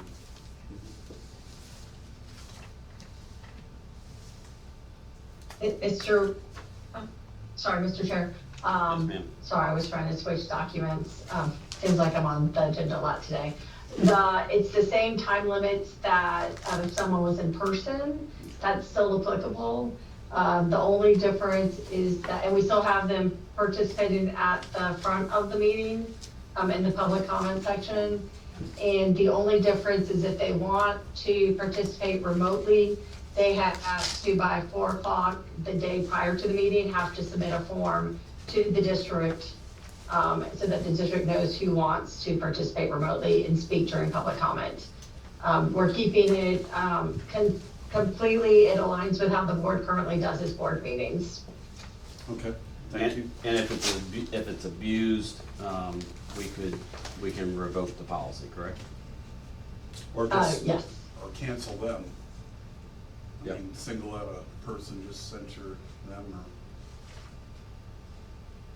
My recommendation, because of First Amendment rights, it would be better to just revoke the policy. But we do have it set up where they can only speak during the public comment.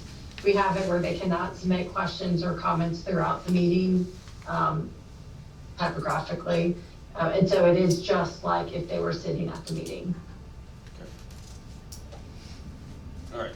All right, I make a motion that we approve resolution number 2026-01, remote participation policy. All right, have a motion. Second. Further discussion? None? Hearing none, all those in favor say aye. Aye. Opposed? Motion carries. All right, thank you. Odessa Campus Deferred Maintenance, item 8F.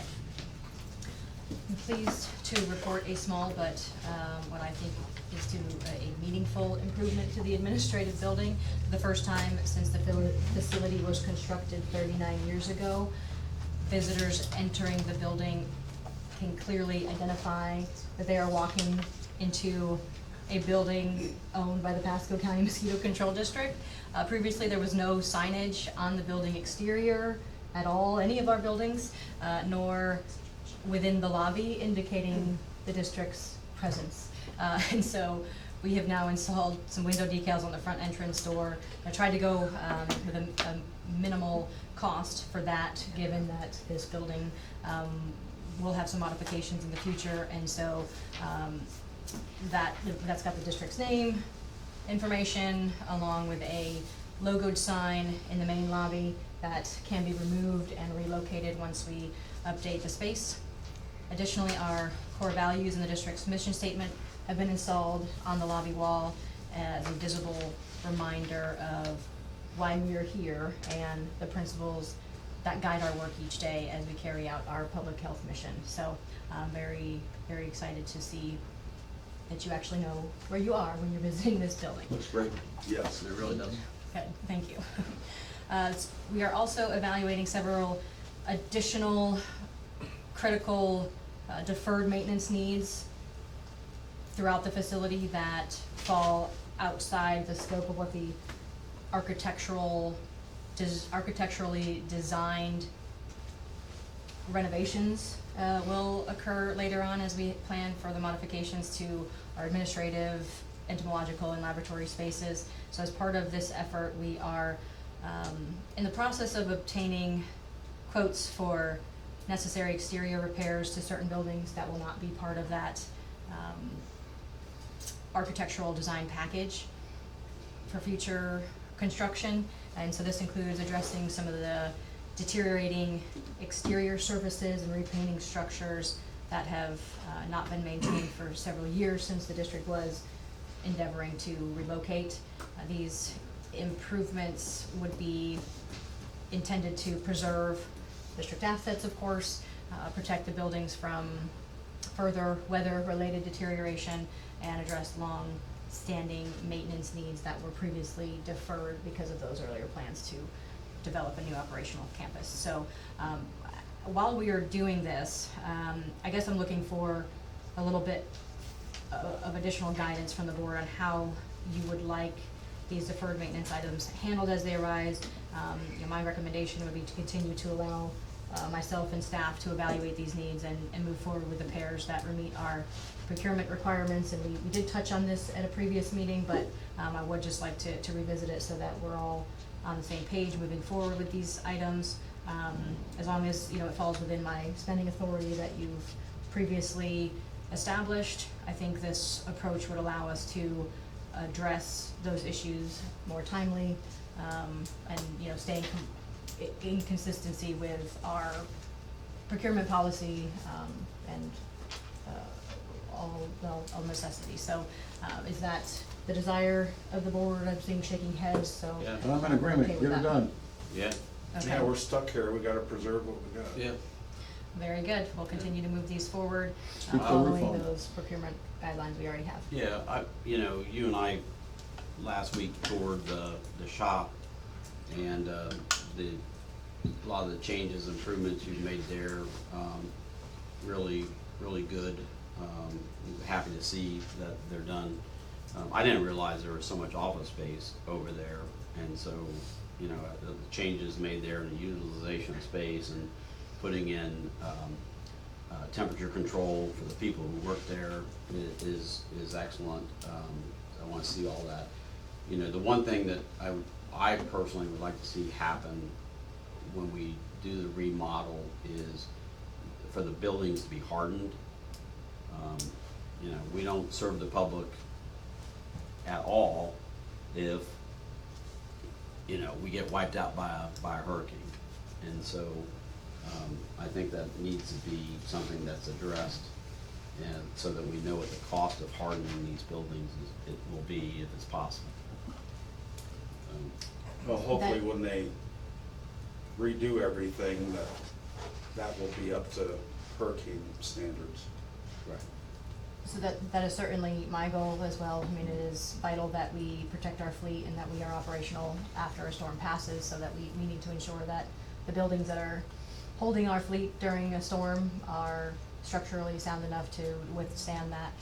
So that is how we have discussed the approach previously, but I do want some clarification from the board on that, because there has been some consenting opinion on that. So if we can flesh that out now, would be the appropriate town, because we plan on publishing the solicitation for architectural services as early as Sunday to get that process initiated. And so as we're talking about the scope of what we're trying to achieve with this, once we get an architect on board, we really need consensus from the board on what you're looking for there.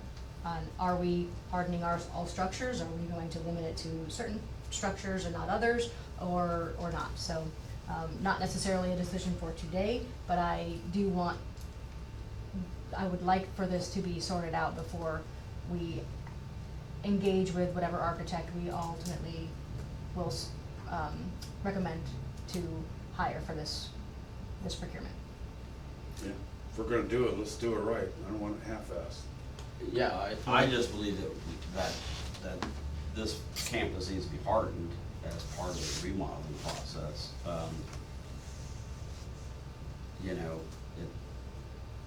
It may be a situation where, because I had asked that question of Jonathan when we were talking, when we were shifting gears, and he said, yes, you can harden some of the buildings. I mean, it may be that it may not make sense to harden, let's say this building, it may not make sense to harden this building, but if there's a lab that is constructed that is hardened, in the event there's damage to this one, we can still operate out of that one, in that situation.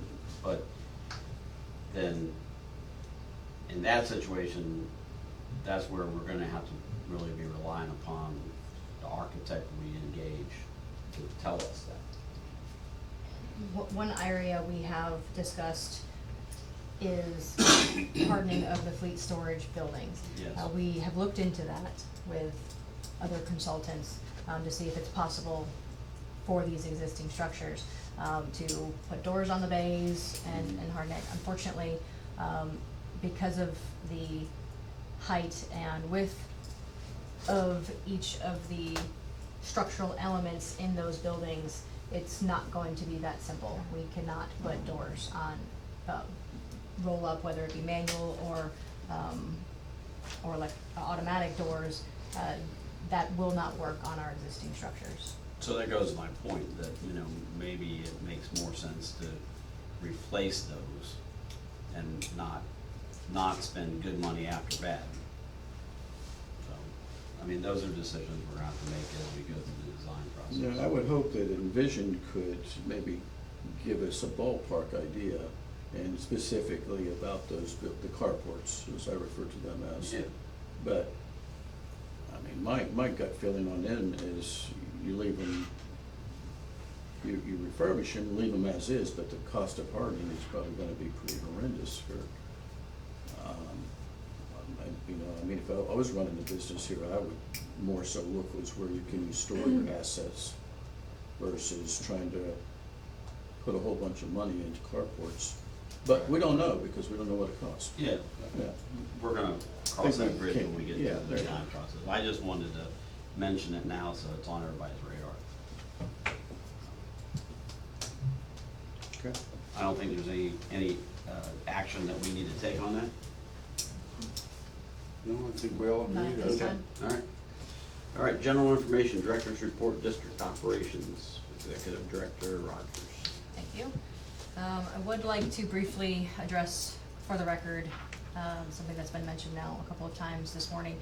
While I did in fact explore an external career opportunity, as many quality leaders would when presented with such in my position, I withdrew my application before the hiring process ever progressed to the interview stage. I chose to remove myself from consideration for that opportunity, and I chose to do that because I remain committed to the district, to the team that I have built over the last few years, and the important work underway. We have several key initiatives in progress that I am focused on continuing to move those forward and to make them successful. My priority remains serving this organization and the community to the highest standard. So, We're very thankful for Thank that. you. Yes. thank you. All right, next slide, please, if you would, Edwin. Thank you, sir.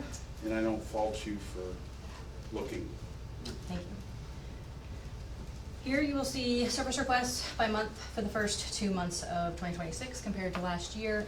Just as a reminder and discussed last meeting, since we have had a legitimate winter this year with many cold days this season, service requests to this point have been low. However, with the unseasonably warm weather we've had since the last meeting in the last couple of weeks, service requests are certainly on the rise, and our trap counts are as well. And you'll see this tick up a little bit when we look at the report for this month at April's meeting.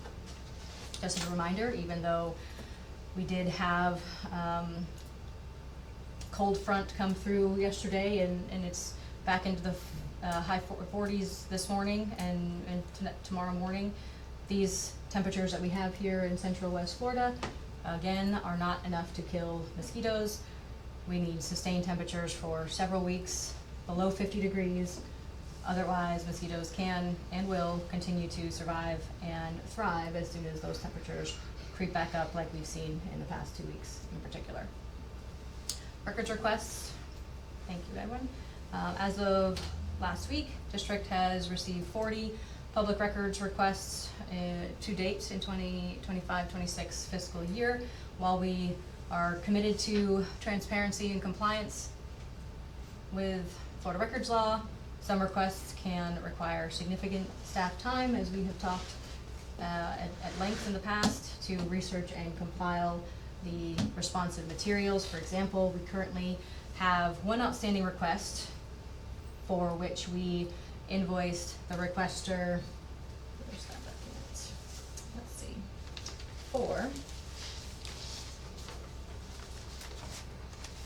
21.5 hours worth of time just to provide the responsive records. That does not include the time for review and potential redaction of the email and text messages that were requested. That's merely the time for all of the other items and the time it's going to take to assess how many total emails and text messages there are to then review and potentially redact for potential redaction.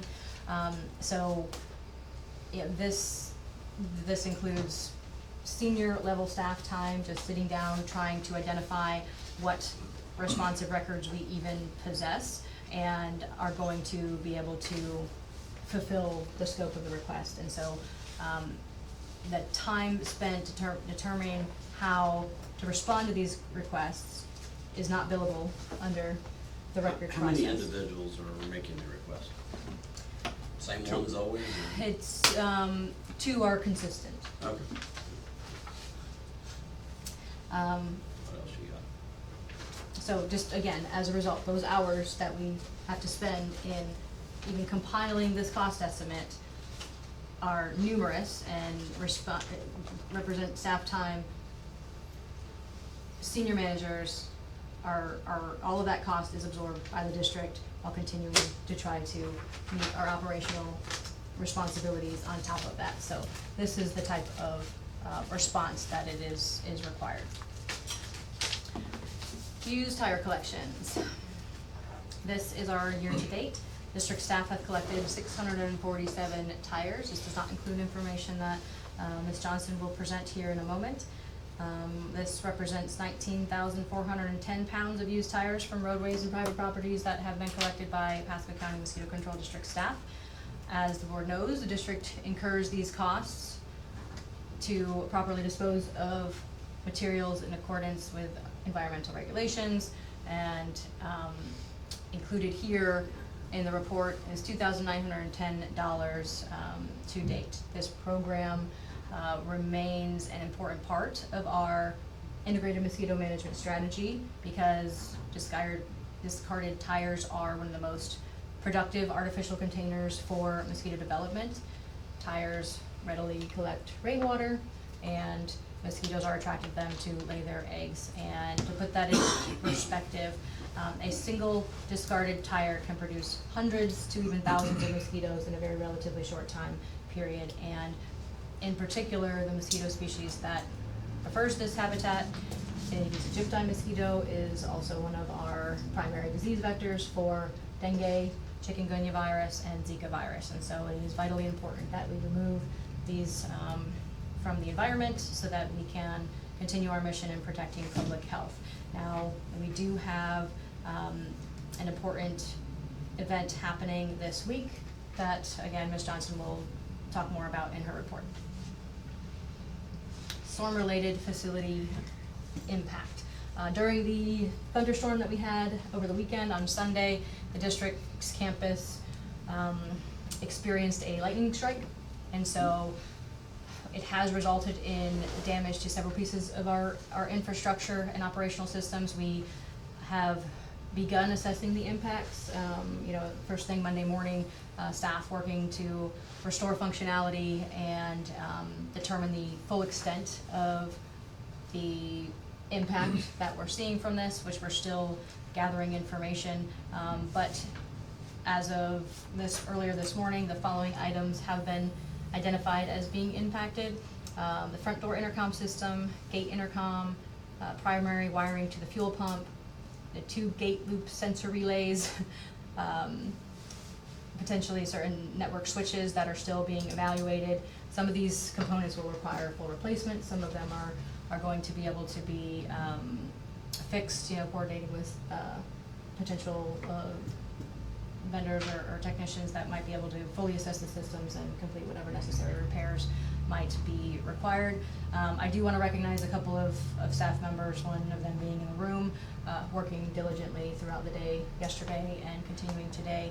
And while he hasn't been in here managing our meeting, Mr. Wayne Daniels and Edwin Martinez have been instrumental in helping the district continue to operate while we're working through trying to assess the level of damage and get us back operational. So we will have more information, but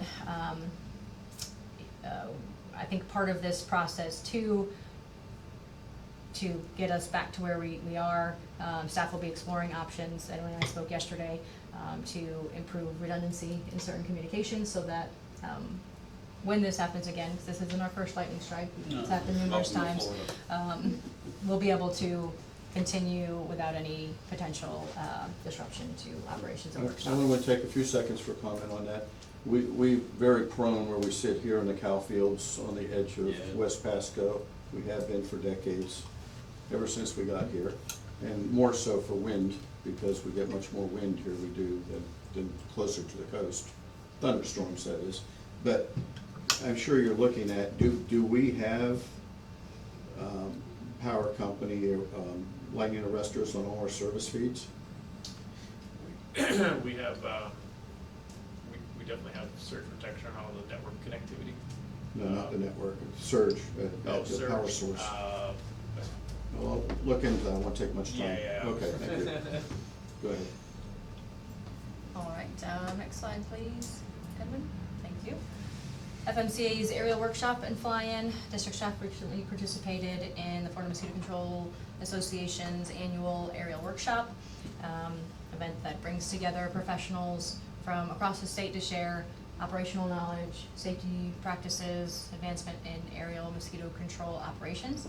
And I am especially proud to note that Mr. Wayne Daniels and Mr. Nick McFall represented the district as presenters during the workshop, sharing their expertise and operational insights with colleagues from other mosquito control programs throughout the state.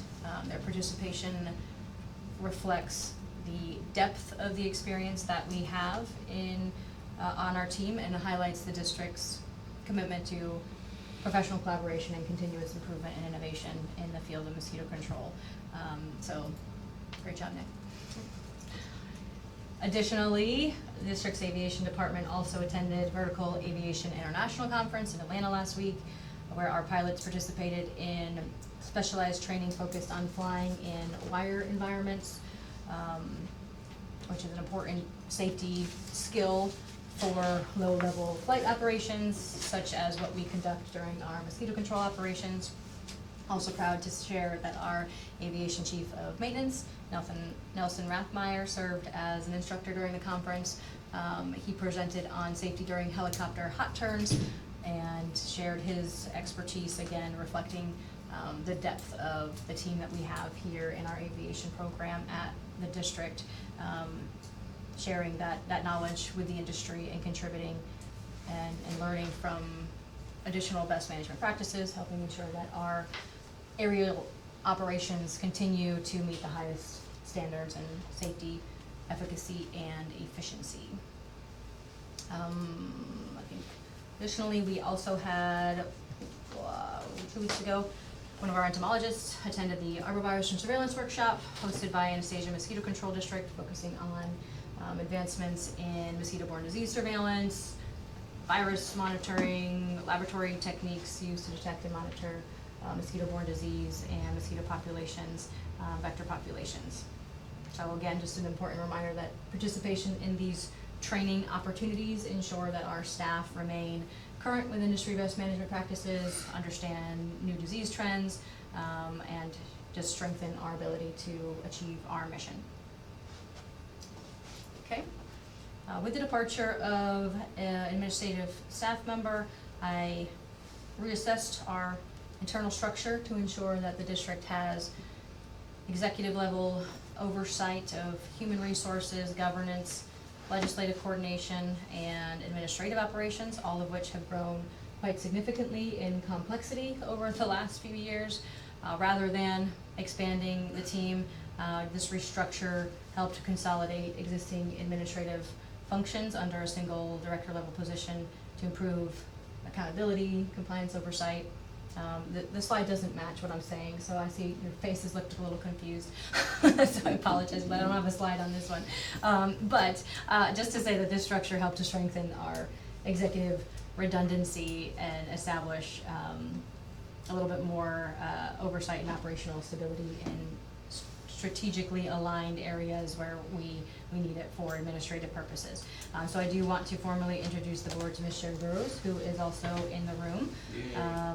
An experienced leader who brings over 10 years of senior leadership experience with Florida Mosquito Control Special District, including service as assistant director and executive director in other programs. And her background includes administrative modernization, NHR policy reform, legislative and regulatory coordination at the state level, board governance, public records oversight, strategic planning, and budget development.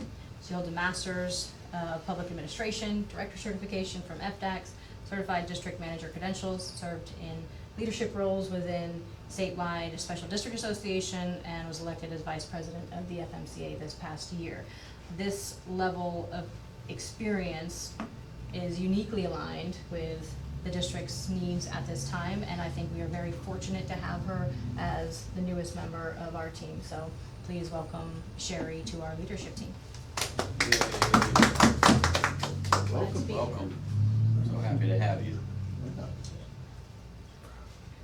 Okay, now I'm gonna sync back up with the PowerPoint here, employee recognition.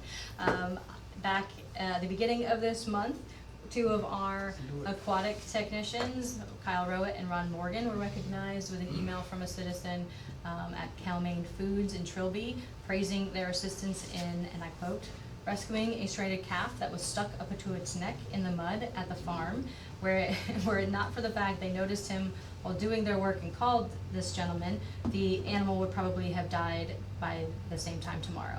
So not only did they make an important notification regarding the animal's safety, but they were instrumental in the rescue of the little guy.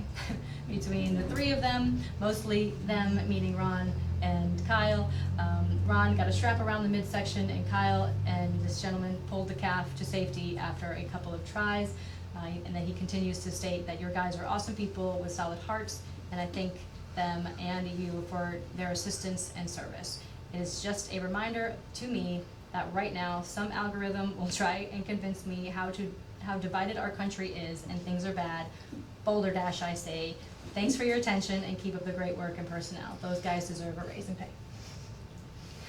So they did That's a excellent. great thing there. So certainly want to recognize that. Additionally, in early March, Michael Santiani, one of our mosquito technicians, was recognized via email by another citizen with the subject line of wonderful employee, stating that they wanted to say how nice, polite, and informed employee Mike was. He came out to inspect the property for mosquito problem, and they were very impressed with our response time and the informed young man that we sent out to keep up the good work. February, March work anniversaries. Mr. Kevin Valentine has been with the district for 1 year. Bill White, another 1 year anniversary. Mr. Kyle Yeager, Spencer Young, both celebrating 2 years with the district. Jesse McMore with entomology has been here for 3 years, along with Walter Michalski, both celebrating 3-year anniversaries, and Miss Mojica was celebrated a 4-year anniversary with the district. I can't believe she's been here 4 years. Time flies. Yeah. In addition to Ms. Burrows that I already mentioned as a new hire between the last board meeting and now, Mr. Cody Smith actually came back to us. He had left the Pasco County Mosquito Control District about a year ago, to pursue another opportunity. However, he realized that his home was right back here with us, and he has since returned to continue to help our shop advance our mission. So we welcome Cody back. All right, next. Aren't you missing one? Brooke? Well, that will be reported at the next board meeting. Okay. You're getting ahead of things. Good move. We have a couple others that will be reported then as well. Yeah. This isn't fully real time, it's just. Oh, I see. Up till about a week ago. Last month's report. All right. Additionally, we hosted Miss Toby Kyer, I'm not exactly sure how to pronounce that, Sire, with Senator Mazzulo's office last week, and she took the time to write us a handwritten letter thanking us for the time that we shared about our operation, and that it is evident that our staff are passionate about the work that we're doing and always consider what is best for the citizens, and that she looks forward to working with us. So that was very nice, well received. And that's a follow-up to the connection you made up in Tallahassee, so thank you. With the senator. Yes, I did have a couple of interactions with Senator Mazzulo over the last few months in Tallahassee, which were very positive, and hopefully soon, once the legislative session is completely over, we will be able to host the senator himself for a tour as well. Wayne Beats, this past issue of the trade journal for the American Mosquito Control Association featured one of our leadership team members, Brett Hicks, on the cover. He's our aquatic herbicide supervisor.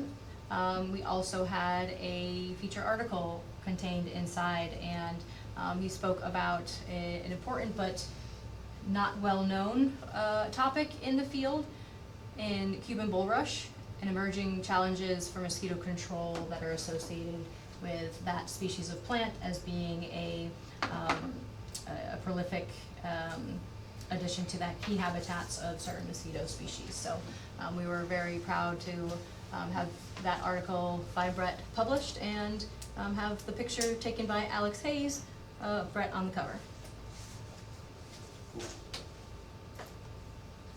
And lastly, for my report, one of our community partners through the Florida Association of Special Districts recently launched a statewide initiative called Special District Spotlight that is designed to highlight the positive work and community impact from special districts across Florida by helping to increase public awareness and understanding of the essential services that these special districts provide the communities. And so I am pleased to share that Pasco County Mosquito Control District was nominated and selected as the second district in the state to be featured.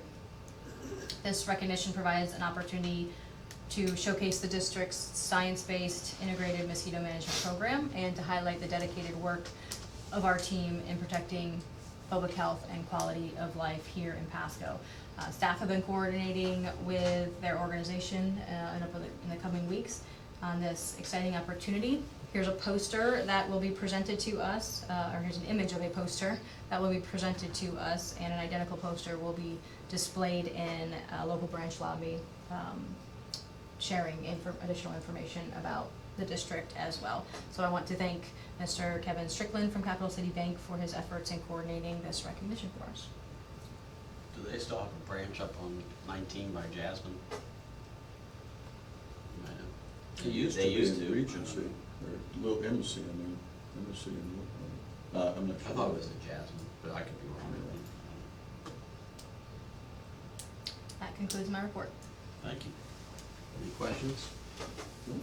All right, community outreach, Marita Johnson. I had to grab my paper, it's my turn, yay. Okay, so, so just a reminder that the outreach department plays a key role in our mosquito management program by educating the public, engaging with the Pasco community, and promoting prevention efforts. So highlighting what the outreach department has done since our last board meeting in February. In February here, there were 8 total days of school programs, 2 speaking events, and a tour. We toured Hope Services, which is a nonprofit here in our community. Our events for February were the Florida Department of Health Pasco Health Fair. We had the Blood Bus here and the Pigs in Zephyr Hills. Here in March already, we've already had 8 total days of school programs. Director Rogers already mentioned, but we had the special tour with Toby Sear, which is the district legislative aide for Senator Masulo. Director Rogers had a media interview with WFLA for the kickoff of our free tire drop-off, which I'll talk about here in a second. And we had 4 events. The Premier Community Healthcare this last Saturday had a family fun day that we were a part of. One thing I do want to share with you is that at any event that I've personally been to, everyone says thank you for everything that you do in our community. We really appreciate it. Or tell us a little bit more about what you do. And so we're there to educate them and give them the appropriate information and education that they need. And so I just want to share that with our team here, that people do appreciate what we do 100% in our community. So, the Pasco County Mosquito Control District free tire drop-off. So we started that yesterday, and I am excited to say that we already collected 326 tires so far. So this year we did things a little differently. We only had it last year here at this location, but we decided to have it this year at this location all week, but also we partnered with Parks and Rec, and so we're able to go to different Parks and Rec in the entire county. So yesterday was Day City and today is Zephyr Hills, and then we'll continue a park here more in the West Pasco area. So that's, I think, been super helpful for people that are in that East Pasco area to be able to take their tires and drop them off for free. So we like to thank everybody that's been involved, and I think it's been a huge success. So we also prioritize each month building connections with Pasco County residents through a variety of networking and speaking events, recognizing that strong community engagement is vital to effective mosquito control. And I would love everybody to save the date. Our PCMCD 75th anniversary celebration date has been picked. It will be on May 13th. So we're excited that we will be celebrating our 75th anniversary. We will hold a celebration along with a combined ribbon cutting with the Greater Pasco Chamber of Commerce and the Greater East Pasco Chamber of Commerce. We had our first big meeting yesterday, so we're planning a really nice celebration, but details are pending. We're getting out save the dates for that right now to some VIP in our Pasco community. But we're super excited to celebrate 75 years of protecting public health here in Pasco County. Thank you so much. Any questions? Good job. Thanks. Thank you. That was fast. You did a good job, Marie. Thanks. Quick. I expect that every month now. She wants to be first on the agenda. We know the next Sorry. one's gonna be quick. Yeah, Mr. McFall. Yeah, so we have one vehicle incident that had minor bumper damage. Everything was documented, no repairs needed, just a scratch on the bumper. We had a ULV safety training last Wednesday, and me, CJ, Walter came out with Kyle and his team, and the ULV staff showed up. It's kind of like a pre-season kickoff. CJ went through all the truck and all the safety requirements that go along with nighttime driving. And then Walter rebuilt our cage, which is pretty impressive if you guys ever get a chance to go see that. He went over all the safety operations for filling up the trucks and that process. So that's our annual kickoff for ULV. And then like Adrian brought up, we have a spill response class that's coming up April 1st. And in that class, it's a level 2 OSHA class, Randy. There are some procedures that we use. There's 20 people out of the unit that come in, all the supervisors and key people in different areas.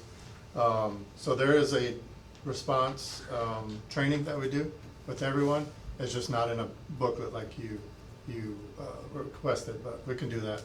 Kevin's actually working on one for the ULV, so we'll mirror the ULV in the daytime. But alongside that, the only really reportable spill that we may have would be like Wayne and doing adulticiding.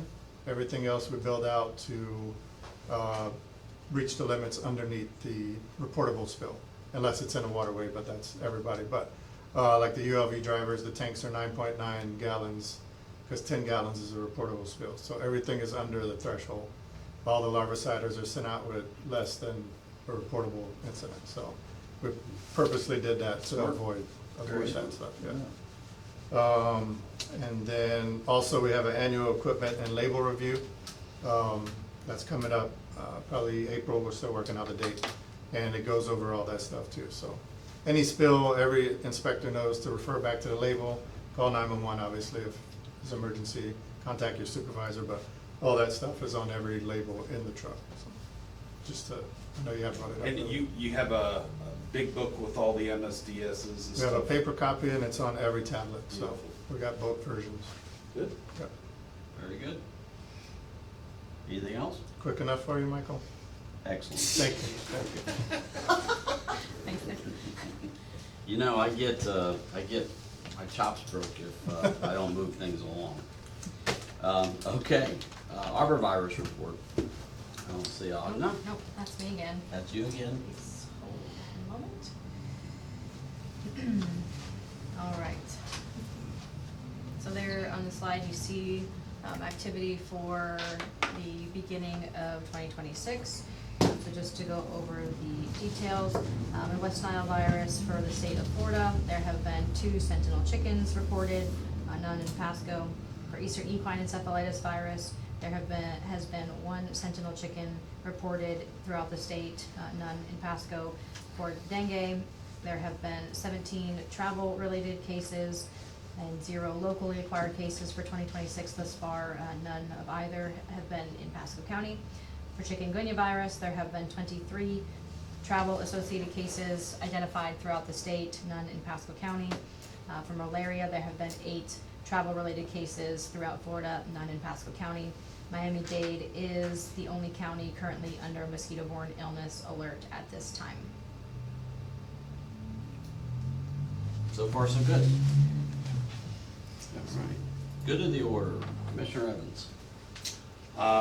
Again, I want to thank everyone for doing a great job, working so hard, and Adrian, I hear you on the radio, and I think it's great. We never had that before, and it's something that desperately needed to be done. And you look at, the tire collection and all that, how successful that is. So we're making a difference. I don't know if that happened, the tire collection, prior to you coming here, but it's wonderful. I'm very happy, proud to be part of all this. Very good. Commissioner Abbott. 38 seconds. Florida House of Representatives and the Senate have approved House Bill 4037, and so that goes, as most of you know now, to the governor's desk for him to sign. I think we should look at informing our customer base as to what this means, because according to the bill, it says there's an emphasis on the city of Zephyr Hills. It says the subject includes the majority of city of Zephyr Hills. So there's a lot of emphasis, a lot of something going on there, but the map that was created by Pasco County, if you try to find that, good luck. From looking from the outside in. If you go to Pasco County Mosquito Control, good luck, you're not gonna find it. If you go to the Pasco Elections Board, good luck, you're not gonna find it. Okay, so this thing's gonna hit within probably 30 to 60 days, so each one of you commissioners, whoever's reporting to Zephyr Hills, that's none of you, is it? Okay, but you got other districts that now you need to be point of contact for wherever your district is. All right. And so I think we should take the initiative to at least start initiating. The Florida legislature put no funds aside. Also, the elections office, which I find disturbing, has not allocated any funds to put out voter identification cards. So I really think that our customer base is really not going to know what happened here. So without voter identification cards, it's just gonna be, when the voters show up, it'll be on the sample ballot. It'll be on the sample, it has to be on the sample ballot. Yeah, exactly. If it's there, it's there. If it's not there, okay, well, there is no mosquito control. Okay. So, yeah, that probably ought to be a more prominent spot on our website, that talks about the districting. Yeah. And whose district, I mean, all you have to do is look at the county's website and you'll see what Yeah, the line districts are. item on the drop down then. Yeah, Yeah. and if you hit the Florida Keys district, you can see the examples, the way they do it there, since they're all Oh, district they're and Florida district Keys. You may take a look at that.